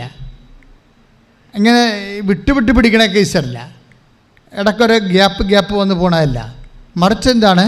അത് നിത്യമാണ്, അചഞ്ചലമാണ്, അനന്തമാണ്. അത് വിശ്വസ്തതയും അങ്ങനെയാണ്. അതുകൊണ്ട് എന്താ സംഭവിക്കണത്? അതുകൊണ്ടാണ് എപ്പോഴും ഓർക്കണത്. മനസ്സിലായില്ലേ? ഈ ജെറമ്യ 31:3 അനുസരിച്ചുകൊണ്ടാണ് സങ്കീർത്തനം 111:5 വർക്കൗട്ട് ചെയ്യണത്. 111:5 എന്താ പറയണത്? വായിച്ച് ശ്രദ്ധിക്കട്ടെ. ഹല്ലേലൂയ. ഹല്ലേലൂയ, ഹല്ലേലൂയ. സങ്കീർത്തനം 111:5. തന്റെ ഭക്തർക്ക് അവിടുന്ന് ആഹാരം നൽകുന്നു. അവിടുന്ന് തന്റെ ഭക്തർക്ക് അവിടുന്ന് ആഹാരം നൽകുന്നു. അവിടുന്ന് തന്റെ ഉടമ്പടിയെ എപ്പോഴും അനുസ്മരിക്കുന്നു. തന്റെ ഉടമ്പടിയെ എപ്പോഴും അനുസ്മരിക്കുന്നു. നിങ്ങൾ അവിടുത്തോട് ചെയ്ത ഉടമ്പടി എപ്പോഴും അനുസ്മരിക്കുന്നുണ്ടോ? അതാണ് ചോദ്യം. നിങ്ങൾ അവിടുത്തോട് ചെയ്ത ഉടമ്പടിയെ സത്യമേ പറയാവൂ. കർത്താവിൻ്റെ മുമ്പിലാണ് ഇരിക്കേണ്ടത്. അവസാനം കൈ താഴ്ന്നു പോകരുത്. എപ്പോഴും ഉടമ്പടി അനുസ്മരിക്കുന്നവർ കൈപ്പൊക്കിക്കേ. 1 2 3 4 5 6 7 8. Thank you. കൈയടിച്ച് കർത്താവ് ശ്രദ്ധിക്കട്ടെ. ഹല്ലേലൂയ, ഹല്ലേലൂയ, ഹല്ലേലൂയ. അതാണ് സംഭവം. അതായത് ഇതിൻ്റെ റെസ്പോണ്ടിങ് ഇങ്ങനെയാണ്.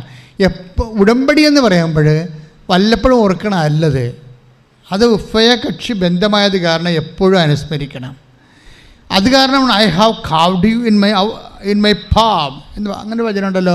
ഐശയ്യാ 49:16. ഇതാ നിന്നെ ഞാൻ എന്ന് പറഞ്ഞു. ഇതാ നിന്നെ ഞാൻ എന്റെ ഉള്ളം കയ്യിൽ രേഖപ്പെടുത്തിയിരിക്കുന്നു. അപ്പം എന്താ പ്രശ്നം? അവിടെ പറയുന്നുണ്ട് അമ്മ മറന്നാലും ഞാൻ നിന്നെ മറക്കത്തില്ലെന്ന്. ദാറ്റ് ഈസ് ഉടമ്പടി ഓർമ്മയാണ്. ദൈവം നമ്മളോട് ചെയ്ത ഉടമ്പടിയുടെ ഭാഗമായിട്ട് നമ്മളെ ദൈവം തൻ്റെ ഉള്ളം കയ്യിൽ കൊത്തിവെച്ചിരിക്കുകയാണ്. ഇതുപോലെ നമ്മുടെ ഉള്ളം കൈ ദൈവത്തെ കൊത്തിവെച്ചാൽ തീരാവുന്ന പ്രശ്നം നമുക്കുള്ളൂ. മനസ്സിലായില്ലേ? നിങ്ങളുടെ ഉള്ളം കൈയിലും ആത്മാവിലും ദൈവത്തെ കൊത്തിവെക്കണം. അതിനാണ് നമ്മൾ ദൈവസ്നേഹ പ്രവർത്തനങ്ങളെല്ലാം ചെയ്യണത് ഓരോ സമയം. ഇതൊരു ഫംഗ്ഷനാക്കി മാറ്റരുത്. ഇതൊരു മിഷനാണ് ഉടമ്പടി. കൈയടിച്ച് കർത്താവിനെ ഹല്ലേലൂയ. അപ്പോൾ ഉടമ്പടി ഒരു ഓർമ്മയാണെന്ന് ഞാൻ പറഞ്ഞല്ലേ. ഓർമ്മ ദൈവത്തിൻ്റെ ഓർമ്മ പോലെ അതിന് സമാന്തരമായിരിക്കണം നമ്മുടെ ഓർമ്മയും. നമ്മൾ ഇടക്കും തലക്കും ഒക്കെ അത് ഓർക്കുകയും അനുസ്മരിക്കുകയും ചെയ്യണം. അതനുസരിച്ചാണ് ഉടമ്പടി ജീവനുള്ളതായി മാറുകയും. ഇപ്പോൾ തന്നെ ഈ ജിസ മേരി എന്നും പറഞ്ഞൊരു മോള് സാക്ഷ്യം പറഞ്ഞു. ഈ ആഴ്ചത്തെ കിടിലൻ സാക്ഷ്യങ്ങളൊന്ന് ജിസ മേരിയുടെ. ജിസ മേരി ഉടമ്പടി ചെയ്തപ്പോൾ പല കാര്യങ്ങൾക്ക് വേണ്ടി ഉടമ്പടി ചെയ്ത് അതിൻ്റെ അകത്ത് ജോലിയൊന്നും ഉടമ്പടി ചെയ്തില്ല. നമുക്ക് ജോലിയില്ല, പക്ഷെ ഉടമ്പടി ചെയ്തില്ല. എന്താ കാര്യമാണ്? ജോലിയുടെ അവിടെ നേഴ്സാണ്, പക്ഷേ ജോലി വേണ്ടതാണ്, പക്ഷേ ഉടമ്പടിയിൽ എഴുതിയില്ല. എന്താ കാര്യം? അത് കിട്ടുകയില്ലെന്നറിയാം. അതുകൊണ്ടാണ്. എന്താ കിട്ടാത്തതിൻ്റെ കാരണം? ഗ്യാപ്പുണ്ട് ആളിന്. 10 വർഷത്തെ ഗ്യാപ്പുള്ളത് കാരണം ഉടമ്പടി അത് കിട്ടാത്തത് കാരണം ഉടമ്പടിയിൽ വെച്ചില്ല. ഒരു ഉടമ്പടി ഫയറാകണ രീതി നോക്കണേ. പക്ഷേ ജിസ മേരി ബേസിക്കായിട്ട് നല്ല ദൈവസ്നേഹത്തുള്ള പാർട്ടിയാണ്. മല്ലപ്പള്ളി ആ സാക്ഷ്യം നിങ്ങൾക്ക് നോക്കണമെന്നല്ലായിരിക്കും. നല്ല ദൈവസ്നേഹമുള്ള ആളാണ്. ഇപ്പോൾ ഉടമ്പടി ഉണ്ടായതുകൊണ്ട് പ്രത്യേകിച്ചുണ്ടായ ഒരു ആധ്യാത്മികതയല്ല. അവർ ബേസിക്കായിട്ട് ഇപ്പോൾ ഇന്നലെ പൂന്തോപ്പിൽ നിന്നൊരു മോള് പറഞ്ഞു, ഞാനിതിൻ്റെ നാട്ടുകാരത്തിയാണ്, ഇവിടുത്തെ അടുത്ത് തന്നെ താമസിക്കണം പൂന്തോപ്പിൽ. പക്ഷേ ഞാൻ ഉടമ്പടി ഒന്നും എടുത്തില്ലായിരുന്നു. കാര്യം എന്താ, ഞങ്ങളെ സംബന്ധിച്ച് ഞങ്ങളുടെ നാട്ടുകാരൊക്കെ ഇവിടുന്ന് ഒരു റിലക്റ്റൻ്റായിട്ട് നിൽക്കുകയാണ്. ഇതിനെക്കുറിച്ചൊക്കെ പഠിച്ച് പെട്ടെന്ന് എടുത്ത് ചാടത്തില്ല. അപ്പോൾ ഞങ്ങൾ നിരീക്ഷിച്ചുകൊണ്ടിരിക്കുകയാണ്. പക്ഷേ നിരീക്ഷിച്ചിട്ട് നാട്ടുകാർ അകലങ്ങളിലുള്ള ആൾക്കാരൊക്കെ വന്ന് അനുഗ്രഹം ചോന്നുകൊണ്ട് പോകുമ്പോഴും നാട്ടുകാർക്ക് തട്ടിപ്പറിക്ക് ജീവിക്കുക. അപ്പോൾ ഇവർക്കൊരു ഇഷ്യൂ ഉണ്ടായ സമയത്ത് അവർ പെട്ടെന്ന് അവിടേക്കൊരു ലിങ്ക് വരും. നമുക്ക് basic God of love of God ഉണ്ട്. നിങ്ങൾ എപ്പോഴും ഓർക്കണം, നിങ്ങൾ ഓർക്കേണ്ട ഒരു സത്യമുണ്ട്. നിങ്ങളുടെ ഒരു സങ്കട സമയത്ത് നിങ്ങൾ ആരെങ്കിലും കൃപാസനത്തെക്കുറിച്ച് പറഞ്ഞാൽ അവർ പറഞ്ഞെന്ന് നിങ്ങൾ ധരിക്കരുത്. അവരല്ല പറഞ്ഞത്, നിങ്ങളെ വിളിക്കുന്ന ദൈവമാണ്. മനസ്സിലായില്ലേ? നിങ്ങളെ വിളിക്കുന്ന ദൈവമാണ്. അപ്പോൾ നിങ്ങൾക്ക് പറ്റുന്ന അബദ്ധം എന്താണെന്നറിയാവോ? അത് അവർ നാത്തുവിൻ്റെ അനിയത്തിയാണല്ല പറഞ്ഞത്. അവൾ ഉടമ്പടി എടുത്തെന്ന് പറഞ്ഞിട്ട് എന്നിട്ട് അവൾ ഉടമ്പടി എടുത്തിട്ട് അവൾക്കൊരു മാറ്റവും ഇല്ലല്ലോ. നമ്മൾ അവളെയും നോക്കണം. നമ്മളോട് ആരാണ് ഉടമ്പടി എടുക്കാൻ പറഞ്ഞത് അവരെ നോക്കും. അവരല്ല നോക്കേണ്ടത്. ദൈവസ്നേഹം നിങ്ങൾക്കുള്ളത് കാരണം നിങ്ങളെ അവളിലൂടെ വന്ന് ദൈവം വിളിക്കുകയാണ്. ഇപ്പം അതങ്ങനെ ആ പൂന്തപ്പുകാരത്തിൻ്റെ സാക്ഷ്യം പോകണം, ലേബലിൽ പോകണം. അങ്ങനെയാണ്. അവർക്ക് ലിങ്ക് ഇട്ട ഉടനെ അവർക്ക് മനസ്സിലായി, എല്ലാ കൂട്ടുകാരും പണ്ട് വിശ്വാസമൊന്നും ഇല്ലാഞ്ഞ ആൾക്കാർ പോലും കൂട്ടുകാരുടെ കൂട്ടത്തിൽ കൃപാസനത്തെ ലിങ്കായിട്ട് കൊടുക്കണത്. അപ്പോഴവർ വന്ന് ഉടമ്പടി എടുക്കുകയും അവർക്കൊരു മിനിമം ദൈവസ്നേഹത്തിൽ ജീവിച്ചുകൊണ്ടിരുന്ന ആളാണ്. ഈ മിനിമം ദൈവസ്നേഹത്തിലുള്ള ആൾക്കാർ എത്രയും വേഗം ഉടമ്പടി എടുക്കുന്നത് നല്ലതാണ്. എന്താ കാര്യം എന്നറിയാവോ? ആരെങ്കിലും അവരോട് എന്തെങ്കിലും പറഞ്ഞിട്ടുണ്ടെങ്കിൽ ദൈവമായിരിക്കും പറഞ്ഞിരിക്കുന്നത്. കാര്യം ഉടമ്പടി വരുമ്പോൾ ഓട്ടോമാറ്റിക്കായിട്ട് നമ്മുടെ അനുഗ്രഹം നേടുന്ന ശേഷി കൂടും. ഇതൊരു വാല്യൂ ആഡഡ് പ്രോജക്റ്റാണ്. ഈ ഒരു മൂല്യവർദ്ധിതമായിട്ടുള്ള ആധ്യാത്മിക പദ്ധതിയാണിത്. മറ്റ് പ്രാർത്ഥനാ രൂപമല്ലല്ലോ, ഇത് പ്രോജക്റ്റല്ലേ. കാരണം നിബന്ധനകൾ ദൈവത്തിൻ്റെ ജോസഫച്ചന്മാരെ നിബന്ധന വെച്ചിട്ടുണ്ട്. ഇല്ല, നിങ്ങളെ ഉള്ള നിബന്ധനയെല്ലാം സുവിശേഷത്തിലുള്ള ദൈവവചനത്തിലുള്ള നിബന്ധനയല്ലേ ഉള്ളൂ. ദൈവവചനത്തിലുള്ള നിബന്ധനകളും നിങ്ങളുടെ നിയോഗങ്ങളുമാണ്. പക്ഷെ നിയോഗം വെച്ചിട്ടില്ല. സെലീന നിയോഗം വെച്ചിട്ടില്ല. എന്നാ അവരുടെ പേര്? ജിസാമേർ നിയോഗം വെച്ചിട്ടില്ല. നിയോഗം വെച്ചിട്ടില്ല എന്നതിൻ്റെ കാര്യം എന്താ? ഗ്യാപ്പുള്ളത് കൊണ്ടാണ്. 10 കൊല്ലത്തെ ഗ്യാപ്പാണ്. കല്യാണവും കുഞ്ഞുങ്ങളെ പെറ്റതും വളർത്തിയതുമായിട്ടൊക്കെ 10 കൊല്ലം ഗ്യാപ്പായി. അപ്പോൾ അത് പ്രൊഫഷൻ ബേസിൽ അവർക്കിനി ജോലി കിട്ടത്തില്ല. ഒരു ഹോസ്പിറ്റലും എടുക്കത്തില്ല. ഇപ്പം നാട്ടിലെ ഹോസ്പിറ്റൽ വല്ലയിടത്തൊക്കെ വല്ല ഇഞ്ചക്ഷൻ എടുക്കാനൊക്കെ വിളിക്കുന്നില്ലാതെ ഗ്യാപ്പ് വന്ന അപകടകരമായ സംഭവം. അതുകൊണ്ടാണ് നഴ്സുമാരൊക്കെ എത്രയും വേഗം വിട്ടുപോകാൻ നോക്കണതിൻ്റെ കാരണം അതാണ്. പക്ഷേ എന്താ പറ്റി? അവർക്കൊരു മിനിമം ദൈവസ്നേഹത്തിലാണ് അവരത് ജീവിച്ചത്.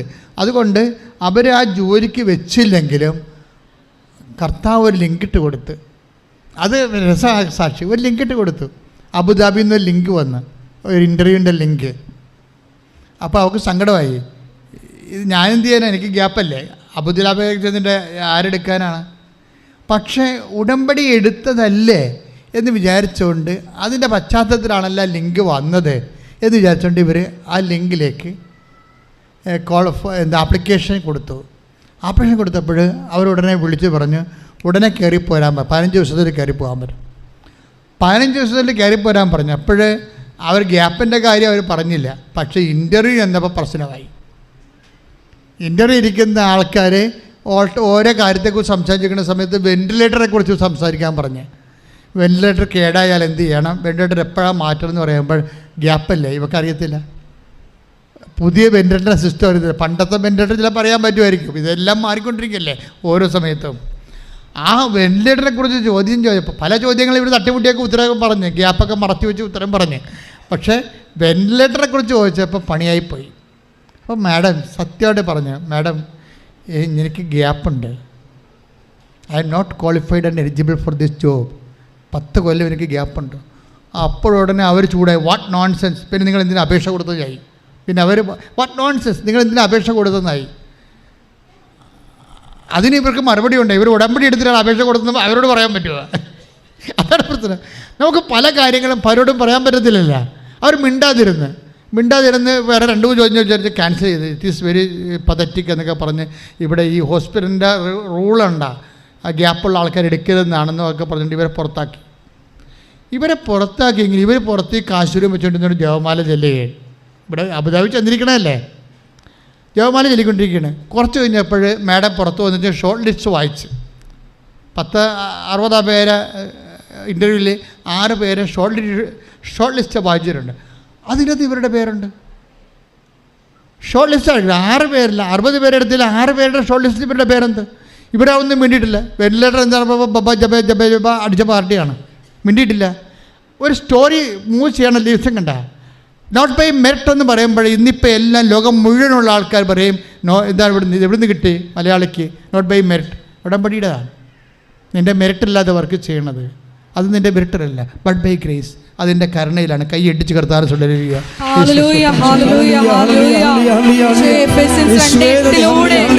അവർ അപ്പോയിൻമെൻ്റായി, അതാണ് എൻ്റെ വിഷയം. അപ്പോൾ നിങ്ങൾ ഓർക്കണം, ഈ ആൾ ഉടമ്പടി ജോലി വെച്ചിട്ടില്ല, പക്ഷേ കർത്താവ് അവൾക്ക് ജോലി കൊടുക്കാൻ തീരുമാനിച്ചു. എന്താ കാര്യം? ജീവിതത്തിലും സത്യസന്ധതയാണ്, ഉടമ്പടിയിലും സത്യസന്ധതയാണ്. മിനിമം ദൈവസ്നേഹമുള്ള ആളാണ്. എൻ്റെ മക്കളെ, ഉടമ്പടി എടുക്കുമ്പോൾ നിങ്ങൾ ഇന്നത്തേക്കാൾ നിങ്ങളുടെ വാല്യൂ ആഡ് ചെയ്യണമെന്ന് ഓർത്തേക്കണം. നിങ്ങൾ മിനിമം ദൈവസ്നേഹമുള്ളവരും ദൈവവിശ്വാസമുള്ളവരുമാണ്. ഉടമ്പടിയോടുകൂടി നിങ്ങൾ ക്രിസ്തുവിൻ്റെ ശക്തി നിങ്ങൾക്ക് അവകാശമായി മാറുകയാണ്. അതുകൊണ്ട് എന്താ മെച്ചമെന്ന് വെച്ച് കഴിഞ്ഞാൽ, നിങ്ങൾ അതിൻ്റെ അകത്ത് ഇൻവെസ്റ്റ് ചെയ്യുന്നുണ്ട്. കർത്താവിൻ്റെ വചന ഉടമ്പടി എന്ന് പറയുന്നത് എന്താണ്? അവൻ പറയണത് പോലെ ചെയ്യുക. അവൻ ചെയ്യുമ്പോൾ എന്താ സംഭവം? നമ്മുടെ വാല്യൂ ആഡ് ചെയ്യുന്നു. അധ്യാത്മീയതയിലുള്ള ഒരു സംഭവമാണ് വാല്യൂ ആഡിങ്. ഞങ്ങളെപ്പോഴും നോക്കണം നിങ്ങളുടെ വാല്യൂ, നിങ്ങളുടെ പർച്ചേസ് പവർ എന്നൊക്കെ പറയുന്ന പോലെ നിങ്ങളുടെ ഒരു അനുഗ്രഹം ആർജിക്കൽ ശേഷി വർദ്ധിപ്പിക്കാൻ ബൈബിളിൻ്റെ ഫോർമുല എങ്ങനെ ഉപയോഗിക്കാൻ പറ്റുമെന്നാണ് ഉടമ്പടി അന്വേഷിക്കുന്നത് പലപ്പോഴും. അതുകൊണ്ട് ഉടമ്പടി എടുത്ത വ്യക്തിയും എടുക്കാത്ത വ്യക്തിയും തമ്മിൽ വ്യത്യാസമുണ്ട്. ഉടമ്പടി എടുത്ത വ്യക്തിക്ക് അവൻ പറയണ പോലെ ചെയ്യുകയില്ലേ? അവൻ പറയണ പോലെ ചെയ്യുന്നു. നമ്മൾ സുവിശേഷം ആകുന്നു.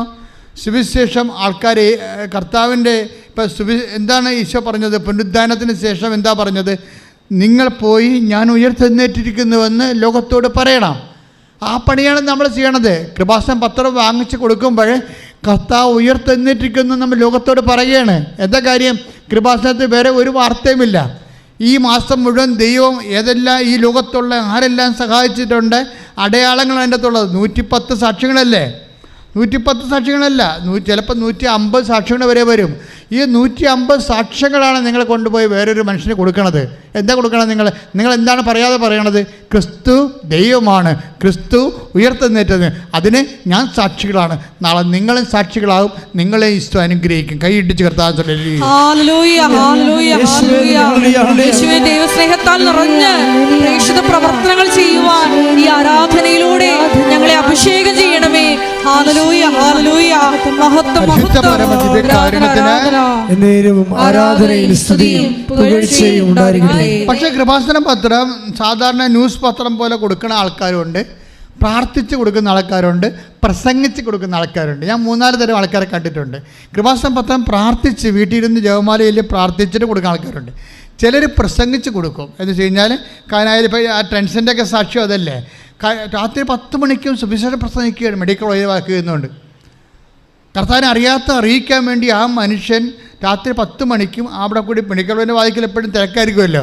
കിട്ടുന്നവരെ കാര്യങ്ങൾ പറഞ്ഞ് മനസ്സിലാക്കിയിട്ട് കാനായിലെ കല്യാണത്തെക്കുറിച്ചും പരിശുദ്ധ അമ്മയെക്കുറിച്ചും യേശുവിനെക്കുറിച്ചും പറഞ്ഞ് മനസ്സിലാക്കിയിട്ടാണ് പത്രം കൊടുക്കുന്നത്. സുവിശേഷം പ്രസംഗിക്കുകയാണ് രാത്രി 10 മണിക്കും.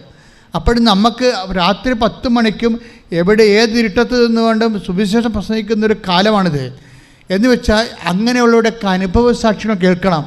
ദൈവം ഇങ്ങനെ കോരിയെടുത്തുകൊണ്ട് വരും. 40 ലക്ഷത്തിൻ്റെ കടം എങ്ങനെ പോയിട്ട് പിന്നീട് 40 ലക്ഷത്തിൻ്റെ മുതലാളിയായി മനുഷ്യൻ മാറണ കാണണം. പെട്ടെന്നാണ്.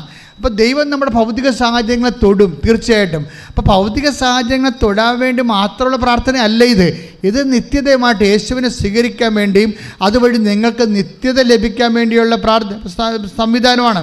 പക്ഷേ ഇതിൻ്റെ അകത്ത് വരുന്നത്, ഇത് നമ്മൾ ചെയ്ത് കഴിയുമ്പോൾ ദൈവ തിരുസന്നിധിയിൽ നമുക്കൊരു വാല്യൂ ആകും.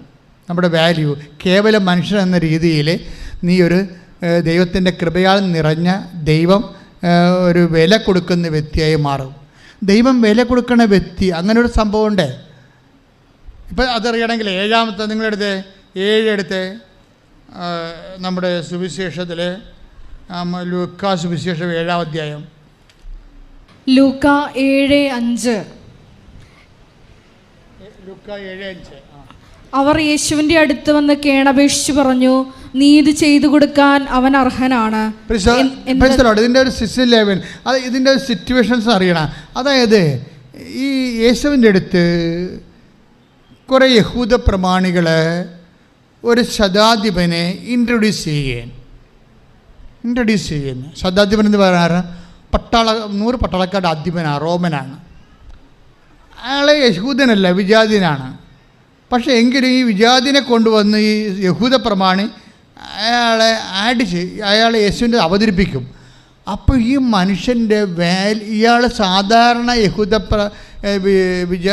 ഇവരെ പോലെ അല്ല, ശതാധിപനെ പോലെ അല്ല, കുറച്ച് വാല്യൂ ഉള്ള ആളാണ്. ഈ വാല്യൂ ഐഡൻറ്റിഫൈ ചെയ്യുന്നുണ്ട്. ഇയാളുടെ വാല്യൂ എന്താണ്? അയാളെന്താ പറയണമെന്ന് നോക്കിയാൽ, എങ്ങനെ ഇൻട്രൊഡ്യൂസ് ചെയ്യുമ്പോൾ എന്താ പറയണത് എന്ന് പറഞ്ഞേ. നീതി ചെയ്തു കൊടുക്കാൻ. യേശുവിനോട് പറയണതാണ് യഹൂദ പ്രമാണം, നീ ഇത് ചെയ്തു കൊടുക്കാൻ. ആർക്ക് ചെയ്തു കൊടുക്കാൻ? ശതാധിപനെ ചെയ്തു കൊടുക്കാൻ അവൻ അർഹനാണ്. അർഹനാണ്. അതാ പ്രശ്നം. ഈ നമുക്ക് അർഹത ഉണ്ടാക്കുന്ന വിഷയമാണ് വാല്യൂ ആഡിങ് എന്ന് പറയണത്. നിങ്ങൾക്ക് ഉടമ്പടി എടുത്തു കഴിയുമ്പോൾ നിങ്ങൾക്കത് ചെയ്ത് ദൈവം ഇത് ചെയ്തു തരാൻ നിങ്ങൾ അർഹരായി മാറുകയാണ്. അർഹത എന്ന സംഭവമുണ്ട്, മനസ്സിലായില്ലേ? അതാണ് വാല്യൂ, മൂല്യവർദ്ധിതം. ഒരു സാധാരണ വ്യക്തിയെ മൂല്യവർദ്ധിതമായ വ്യക്തിയായിട്ട് ഉടമ്പടി ഉയർത്തുന്നുണ്ട്. കൈയടിച്ച് കർത്താവിനെ സ്തുതിക്കട്ടെ. അതായത് നിങ്ങൾ കൃപാസനത്തിലോട്ട് വരണ സമയത്ത് നിങ്ങൾക്കൊരു വാല്യൂ ഉണ്ടാവും, പുറത്തിറങ്ങുമ്പോൾ ഒരു വാല്യൂ ഉണ്ടാവും, പിന്നെ നിങ്ങൾക്ക് ഉടമ്പടി ജീവിക്കുമ്പോൾ വാല്യൂ ഉണ്ടാവും. അനുനിമിഷം നിങ്ങളുടെ വില കൂടിക്കൊണ്ടേയിരിക്കും. അനുനിമിഷം നിങ്ങളുടെ വില കൂടിക്കൊണ്ടേയിരിക്കും. എന്തുകൊണ്ടാണ് അച്ഛൻ നിത്യാരാധന കേന്ദ്രത്തിലെ 3 ഉടമ്പടി പുതുക്കിയവരെ മാത്രം കയറ്റണത്? എന്താണ്? അവരുടെ വാല്യൂ ഭയങ്കരമാണ്. 3 ഉടമ്പടി പുതുക്കിയിരിക്കുകയാണ്. ദാരിദ്ര്യം 9 മാസമായി അവർ ഉടമ്പടി നിൽക്കണത്.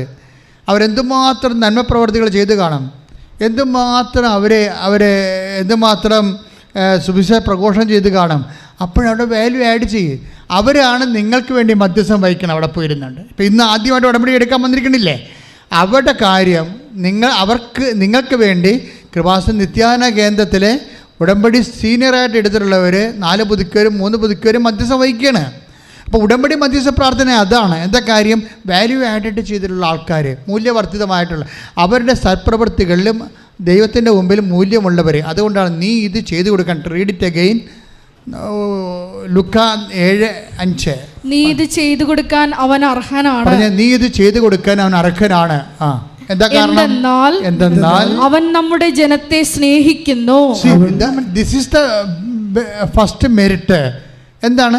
അവൻ നമ്മുടെ ജനത്തെ സ്നേഹിക്കുന്നു. നിങ്ങൾ ഉടമ്പടി എടുക്കുമ്പോൾ തന്നെ ആദ്യം ഉണ്ടാകേണ്ടത് ദൈവതിരുസന്നിധിയിൽ മെറിറ്റോറിയസ് ആയിട്ടാവാൻ, ആദ്യം വാല്യൂ ഉണ്ടാകാൻ ചെയ്യേണ്ട ആദ്യത്തെ കാര്യം എന്താണ്?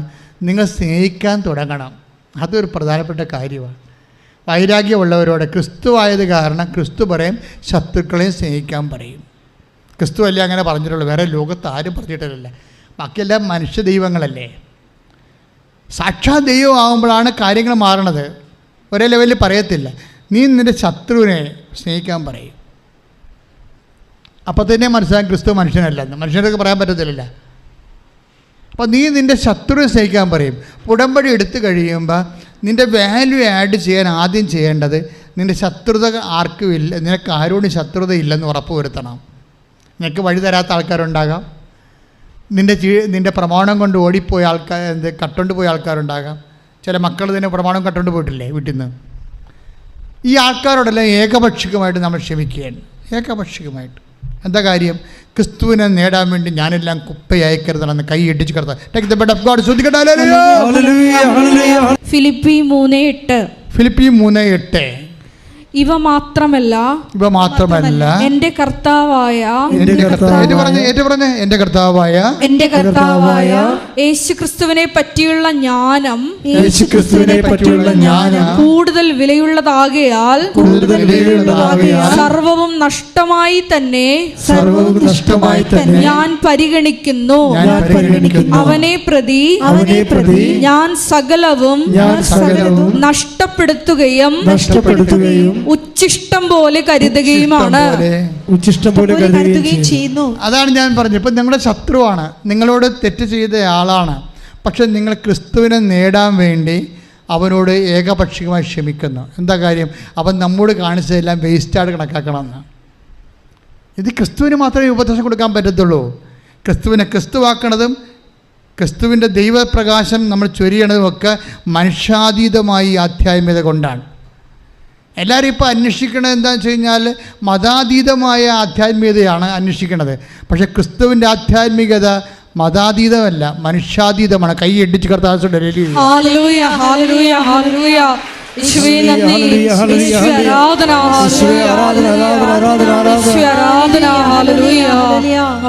ഇത് നിങ്ങൾ ആദ്യമേ തന്നെ നിങ്ങളെ കണ്ടാൽ നിങ്ങളുടെ കാവൽ മലാഹിക്ക് അതിനേക്കാളുപരി നിങ്ങൾ ഉടമ്പടി എടുത്തിരിക്കണം മരിയൻ ഉടമ്പടിയാണ്. അമ്മ മാതാവിൻ്റെ പേരിലാണ് ഉടമ്പടി എടുത്തിരിക്കുന്നത്.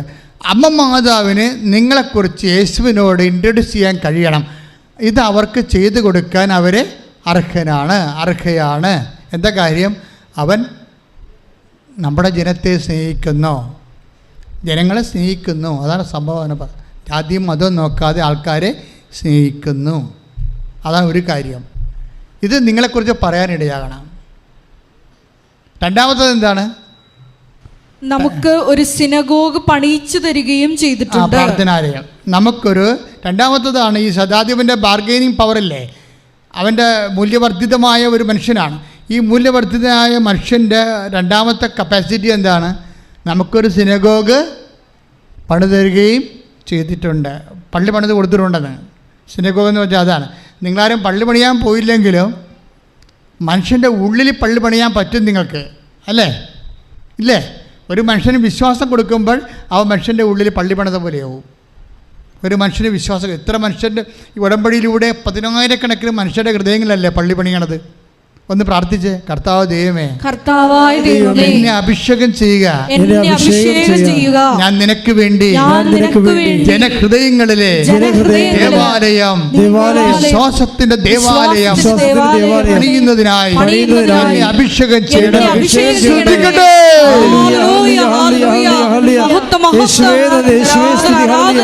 ഇപ്പോഴും മനസ്സിലായില്ലേ എങ്ങനെയാണ് മൂല്യവർദ്ധിതമായിട്ട് നിങ്ങളെ ഉടമ്പടി നിങ്ങളെ മൂല്യവർദ്ധിത സാക്ഷിയാക്കി മാറ്റണതെന്ന്? സിമ്പിളാണ്. ഏറ്റവും വലുതിൻ്റെ അകത്ത് പള്ളി പണിയത് തന്നെയാണ്. ജനഹൃദയങ്ങളിൽ വിശ്വാസമില്ലാത്തവർക്ക് വിശ്വാസ കൈമാറ്റം ചെയ്യുമ്പോഴും അതിലാണ് കൃപാസനം പത്രം നമ്മൾ ഉപയോഗിക്കുന്നത്. കാര്യം അതുപോലെ ഈ ലോകത്ത് പേര് ഒരു പത്രവും ഇല്ല. നിങ്ങൾക്കറിയാമല്ലോ, ഒരു പത്രം ഇല്ല. ഇത്രയും സാക്ഷ്യങ്ങളുമായിട്ട് ഇറങ്ങുന്ന ഏത് പത്രമുണ്ട് മാസം?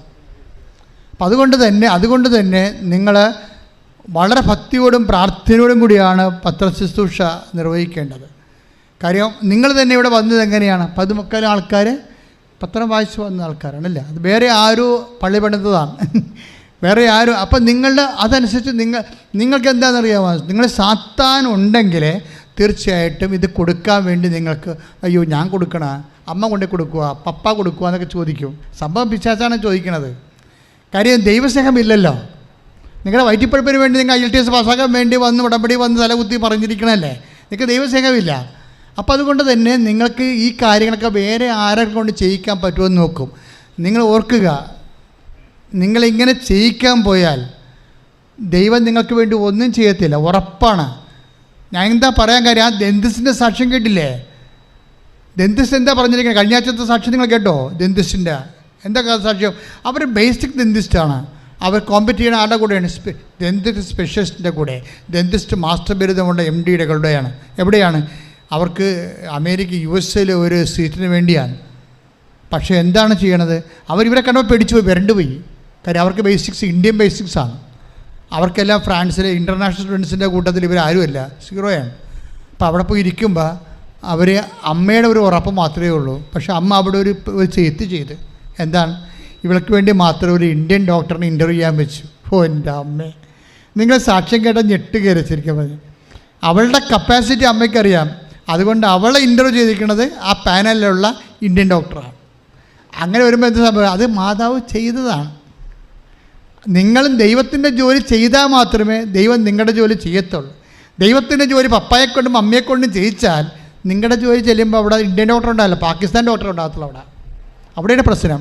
അതായത് ദൈവത്തിന് നിങ്ങൾ വിലക്ക് വാങ്ങാൻ നോക്കരുത്, മര്യാദക്ക്. മറിച്ച് ദൈവത്തിന് വേണ്ടി ജീവിക്കാൻ നോക്കുക. അപ്പോൾ ദൈവം ആരാണെന്നറിയും. കൈ ഇടിച്ച് കിടത്താൻ ഉടമ്പടിയിൽ എപ്പോഴും ശ്രദ്ധിക്കാൻ സാധ്യത. ഇപ്പം അവരെന്നാ പറഞ്ഞത്? ജിസാമേരി പറഞ്ഞില്ലേ, അവർക്ക് 10 കൊല്ലത്തെ ഗ്യാപ്പ് ഉണ്ടായിരുന്നെന്ന് പറഞ്ഞില്ലേ, അല്ലേ?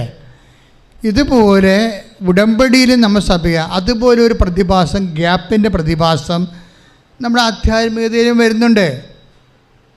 ഇപ്പോൾ എൻജിനീയേഴ്സിന് ഗ്യാപ്പ്, ഡോക്ടേഴ്സിന് ഗ്യാപ്പ്, നേഴ്സുമാർക്ക്, പ്രൊഫഷണൽസിനെല്ലാം ഗ്യാപ്പ് വന്ന് ജോലി കിട്ടത്തില്ല, ജീവിതം പോയി. ആ സർട്ടിഫിക്കറ്റ് കൊണ്ട് പിന്നെ പൊടികോരി തിന്നാനേ വരത്തുള്ളൂ. അതുപോലെയുള്ള പ്രശ്നമാണ് വിശ്വാസത്തിലുണ്ട് ഗ്യാപ്പ്. വിശ്വാസത്തിൽ ഗ്യാപ്പുണ്ട്. നിങ്ങൾക്ക് ഗ്യാപ്പുണ്ടെന്ന് നോക്കണം. നിങ്ങൾ വിശ്വാസത്തിൽ ഇപ്പോൾ നിങ്ങൾ ലൂക്ക 8:13 എടുത്തേ, ശ്രദ്ധിക്കട്ടെ. ഹല്ലേലൂയ.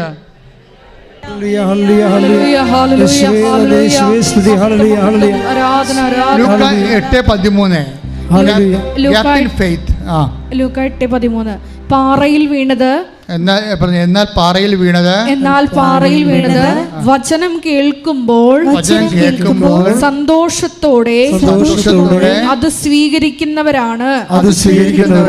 എങ്കിലും അവർക്ക് വേരുകളില്ല. അവർ കുറെ നാളത്തേക്ക് വിശ്വസിക്കുന്നു. അതാണ് പ്രശ്നം, അവർ കുറെ നാളത്തേക്ക് വിശ്വസിക്കുന്നു. എന്നാൽ പ്രലോഭനങ്ങളുടെ സമയത്ത് അവർ വീണു പോകുന്നു. അവരെ കുറിച്ച് എന്താ പറയണത് ആ അധ്യായത്തില്? ഇപ്പം എന്താ പറഞ്ഞിരിക്കുന്നത്? അവർ കുറേ നാളത്തേക്ക് വിശ്വസിക്കുന്നു എന്നാണ്, അല്ലേ? അതാണ് വാക്ക് 8:13. ഇപ്പം വിശ്വാസത്തിലുണ്ട് അവർ കുറേ നാളത്തേക്ക് വിശ്വസിക്കുന്നു, പിന്നെ ഗ്യാപ്പായി. ഈ വിശ്വാസത്തിൻ്റെ ഒരു പ്രോബ്ലം അതാണ്. വിശ്വാസം ഇപ്പോൾ ഉടമ്പടി എടുക്കുന്ന നിങ്ങൾ ഉടമ്പടി കുറേ നാളത്തേക്ക് വിശ്വസിക്കുന്നു, പിന്നെ ഗ്യാപ്പാവുന്നു. ഇപ്പോൾ ഇന്നലെ ഞാനൊരു കക്ഷിയെ കണ്ടുകൊണ്ട് ഇത് പറഞ്ഞതാണ്. ഞാൻ ഇന്നലെ ആൾക്കാരെല്ലാവരെയും തന്നെ കിട്ടിയെടുത്ത് എല്ലാവരെയും കണ്ടു കഴിഞ്ഞപ്പോൾ അവസാനം എടുത്ത് നിൽപ്പുണ്ട്. ഞാൻ ചോദിച്ചു അവിടെ എന്താണ് പ്രശ്നം എന്ന് ചോദിച്ചു പറഞ്ഞ് അവർക്കൊരു സീരിയസ് വിഷയം പറഞ്ഞു. ഞാൻ പറഞ്ഞു ഉടമ്പടി ചീട്ട് കിട്ടിയില്ല. എന്താ കാര്യം? 2019 ഉടമ്പടിയാണ്. 2019 തൊട്ട് 2020 പണ്ട് ഇതുപോലെ ഉടമ്പടി എടുത്തതാണ് അവരല്ലേ. അവർ സന്തോഷത്തോടെ എന്താ വായിച്ചത്? അത് വായിച്ച് 8:13 വായിച്ച്. മുള്ളുകളുടെ ഇടയിൽ പാറയിൽ വീണത് വചനം കേൾക്കുമ്പോൾ സന്തോഷത്തോടെ അത് സ്വീകരിക്കുന്നവരാണ്. അതാണ് സന്തോഷത്തോടെ ഉടമ്പടി എടുത്ത പാർട്ടിയാണ്. എന്തോ ചെറിയ ഒരു പ്രശ്നം വന്നപ്പോൾ ഉടമ്പടി ഇട്ട് കളഞ്ഞ്. അത് ഉടമ്പടിയിൽ സംഭവിക്കും. നിങ്ങൾക്ക് ആദ്യം ഭയങ്കര സന്തോഷമായിരിക്കും, പക്ഷേ കള്ള ഉടമ്പടിക്കാരിയാണെങ്കിൽ ഇടക്കിട്ട് കളയും. എന്താ കാര്യം? നിങ്ങൾക്ക് നിങ്ങളുടെ വിഷയമാണ്. ഇപ്പോൾ ചില കുഞ്ഞുങ്ങളുടെ പ്രശ്നമില്ലേ, കുഞ്ഞുങ്ങളുടെ മുമ്പ് കേക്ക് കൊണ്ടുവന്ന് വെച്ച് കഴിഞ്ഞാൽ ബട്ടർ മാത്രം തിന്നേച്ചും പിള്ളേർ പോകത്തില്ലേ.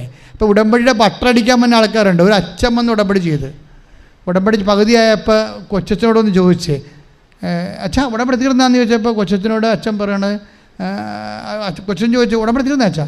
തീർന്നേ. അപ്പോൾ എന്നിട്ട് അച്ഛൻ ഉടമ്പടി കൊണ്ട് ഇട്ടില്ലേ? അല്ല, ആ തൈലം കിട്ടാൻ വല്ല മാർഗം ഉണ്ടാകുന്നു. ഒരു ക്ലെറിക്കിൻ്റെ അവസ്ഥ ഇതാണ്. ഒരു അച്ഛൻ വന്ന് ഉടമ്പടി ചെയ്താണ് പങ്കപ്പാടി പറയണത്. അപ്പോൾ ആൾക്കാരുടെ അവസ്ഥ എന്തായിരിക്കും? അച്ഛന് തൈലം മാത്രം മതി.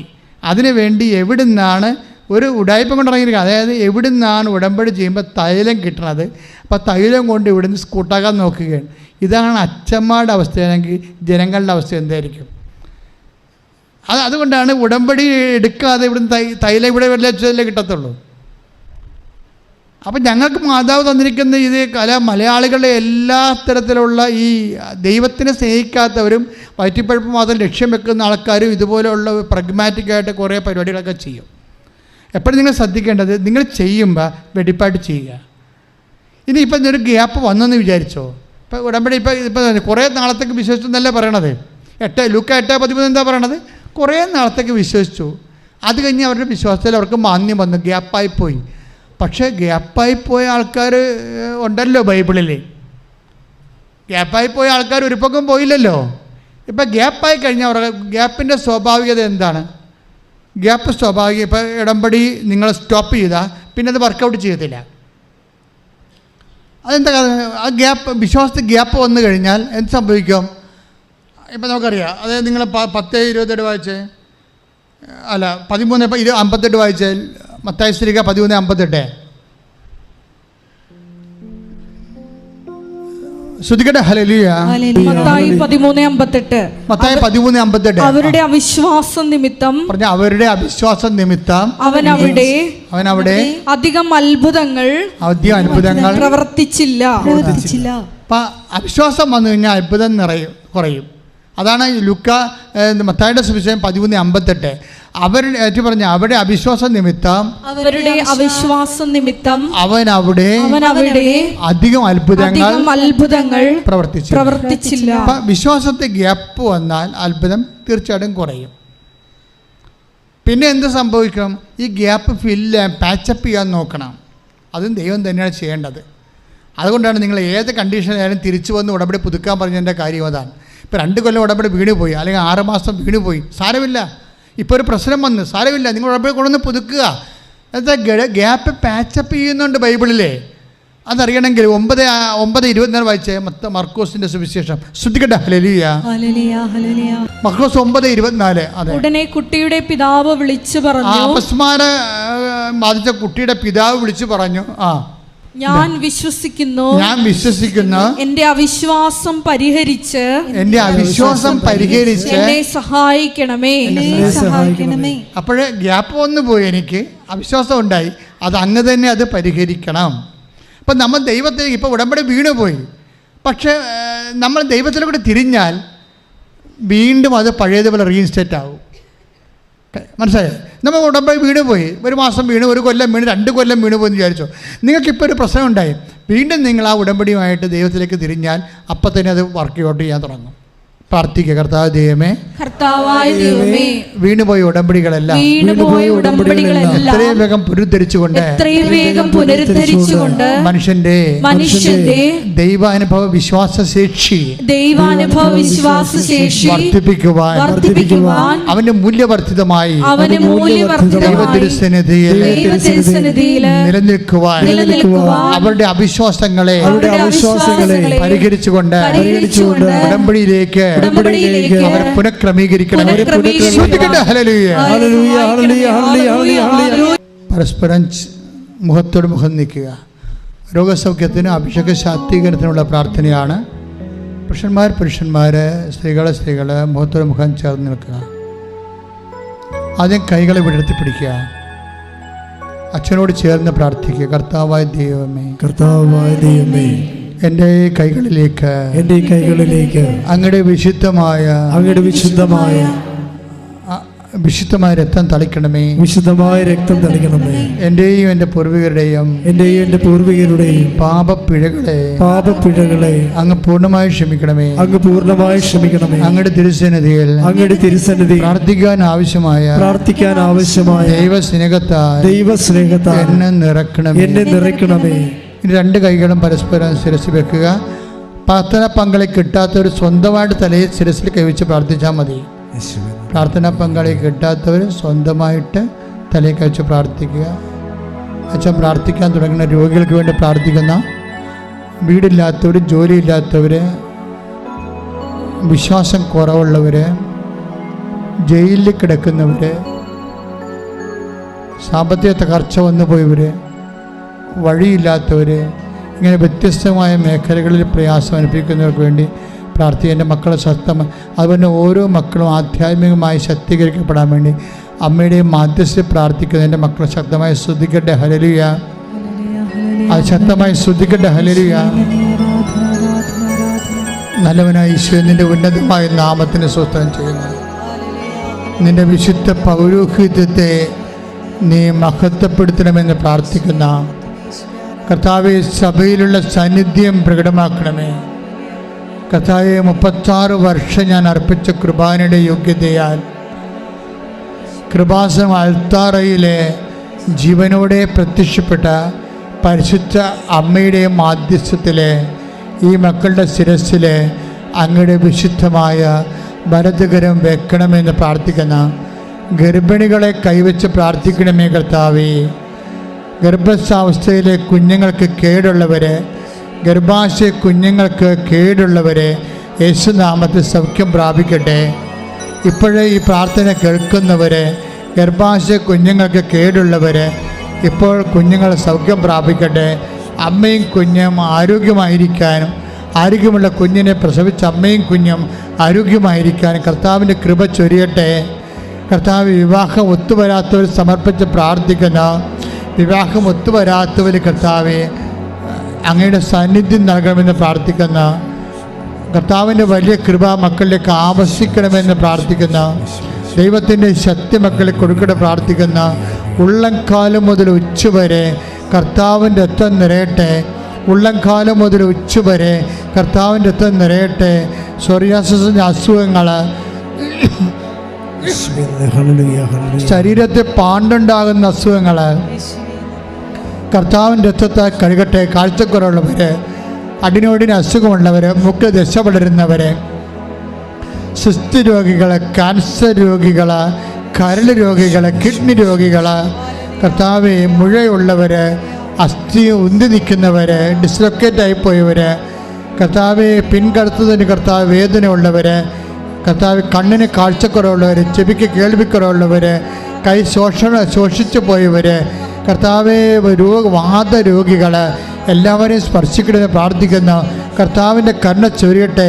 പലതരത്തിലുള്ള ജോലി തടസ്സങ്ങൾ, പഠന തടസ്സങ്ങൾ, സർട്ടിഫിക്കറ്റ് തടസ്സങ്ങൾ, പരീക്ഷാ തടസ്സങ്ങൾ, പരീക്ഷയിൽ റിസൾട്ട് പ്രതീക്ഷിക്കുന്നവർ, തോറ്റുപോയവർ വീണ്ടും എഴുതാൻ പോകുന്നവർ, ഇപ്പോൾ കർത്താവ് പരീക്ഷ റിസൾട്ട് പ്രതീക്ഷിക്കുന്നവർ എല്ലാവരും ശ്രദ്ധിച്ച് പ്രാർത്ഥിച്ച് ജപ്തി നടപടി വന്നു പോയവർ, കർത്താവ് ജീവിത മാർഗങ്ങൾ, വ്യവസായങ്ങൾ, വ്യാപാരങ്ങൾ, സ്വന്തം ജോലി, വേല, കൂലി എല്ലാ മേഖലകളിലും പ്രയാസം അനുഭവിക്കുന്നവർ, ട്രാൻസ്ഫർ ആയിപ്പോയവർ, അതിനുവേണ്ടി വീണ്ടും കർത്താവ് പഴയ സ്ഥാനത്ത് വരാൻ ആഗ്രഹിക്കുന്നവർ എല്ലാവരും കർത്താവിൻ്റെ കരുണയാൽ നിറയട്ടെ. മാരക രോഗങ്ങൾ, തീരവേദികൾ യേശുക്രിസ്തുവിന്റെ നാമത്തിൽ മാറിപ്പോകട്ടെ.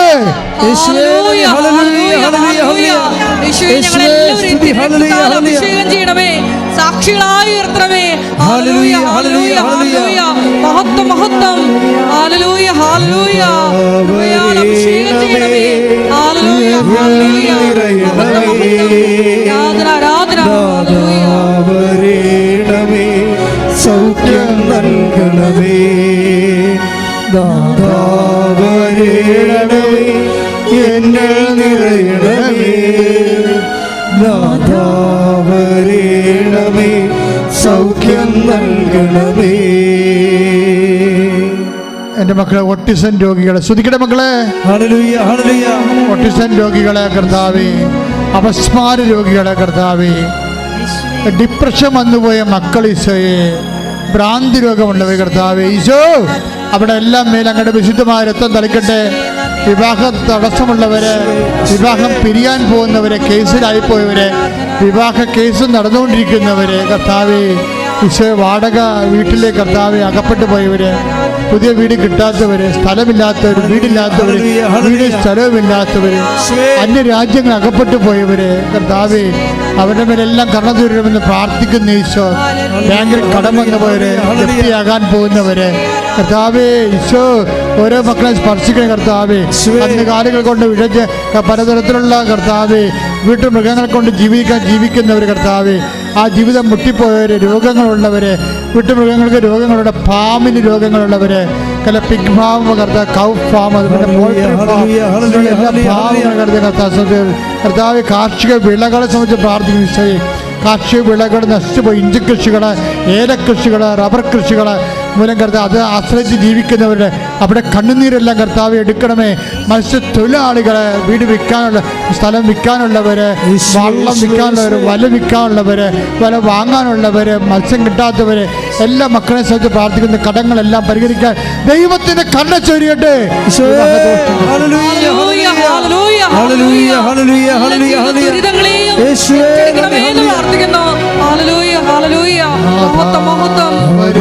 വരേണമേ, എന്നിൽ നിറയണമേ. ദാതാ വരേണമേ, സൗഖ്യം നൽകണമേ. ദാതാ വരേണമേ, എന്നിൽ നിറയണമേ. ദാതാ വരേണമേ, സൗഖ്യം നൽകണമേ. മുട്ടേ നിൽക്കുക. സ്വന്തം കാര്യം എന്തെങ്കിലും വിട്ട് അച്ഛൻ എന്തെങ്കിലും വിട്ടു പോയിട്ടുണ്ടെങ്കിൽ സ്വന്തം കാര്യം മൗനമായിട്ട് പ്രാർത്ഥിക്കുക. ഓൺലൈനിലുള്ളവരും സ്വന്തം കാര്യം, ഇപ്പം നിങ്ങൾ അനുഭവിക്കുന്ന പ്രശ്നം എന്താണ്, അത് ആരാധന സമാധാനത്തിൽ പ്രാർത്ഥിക്കുക. തീർച്ചയായിട്ടും സാക്ഷ്യം പറയാൻ ദൈവം നിങ്ങളെ അനുഗ്രഹിക്കുക.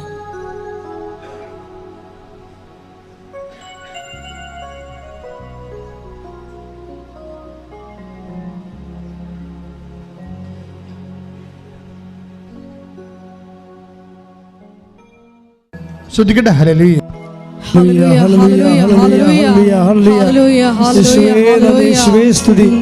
ഹല്ലേലൂയ, ഹല്ലേലൂയ, ഹല്ലേലൂയ,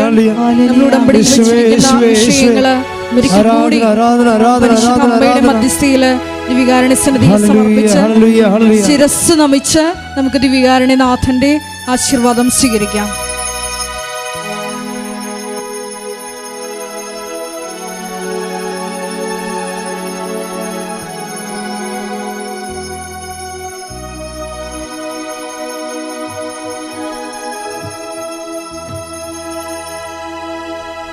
പരിശുദ്ധ പരമമാ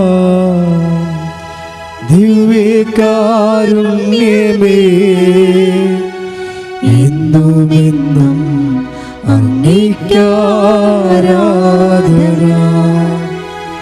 പരിശുദ്ധ പരമമാ ദിവ്യകാരുണ്യമേ, എന്നുമെന്നും അങ്ങേക്കാരാധന. പരിശുദ്ധ പരമമാ ദിവ്യകാരുണ്യമേ,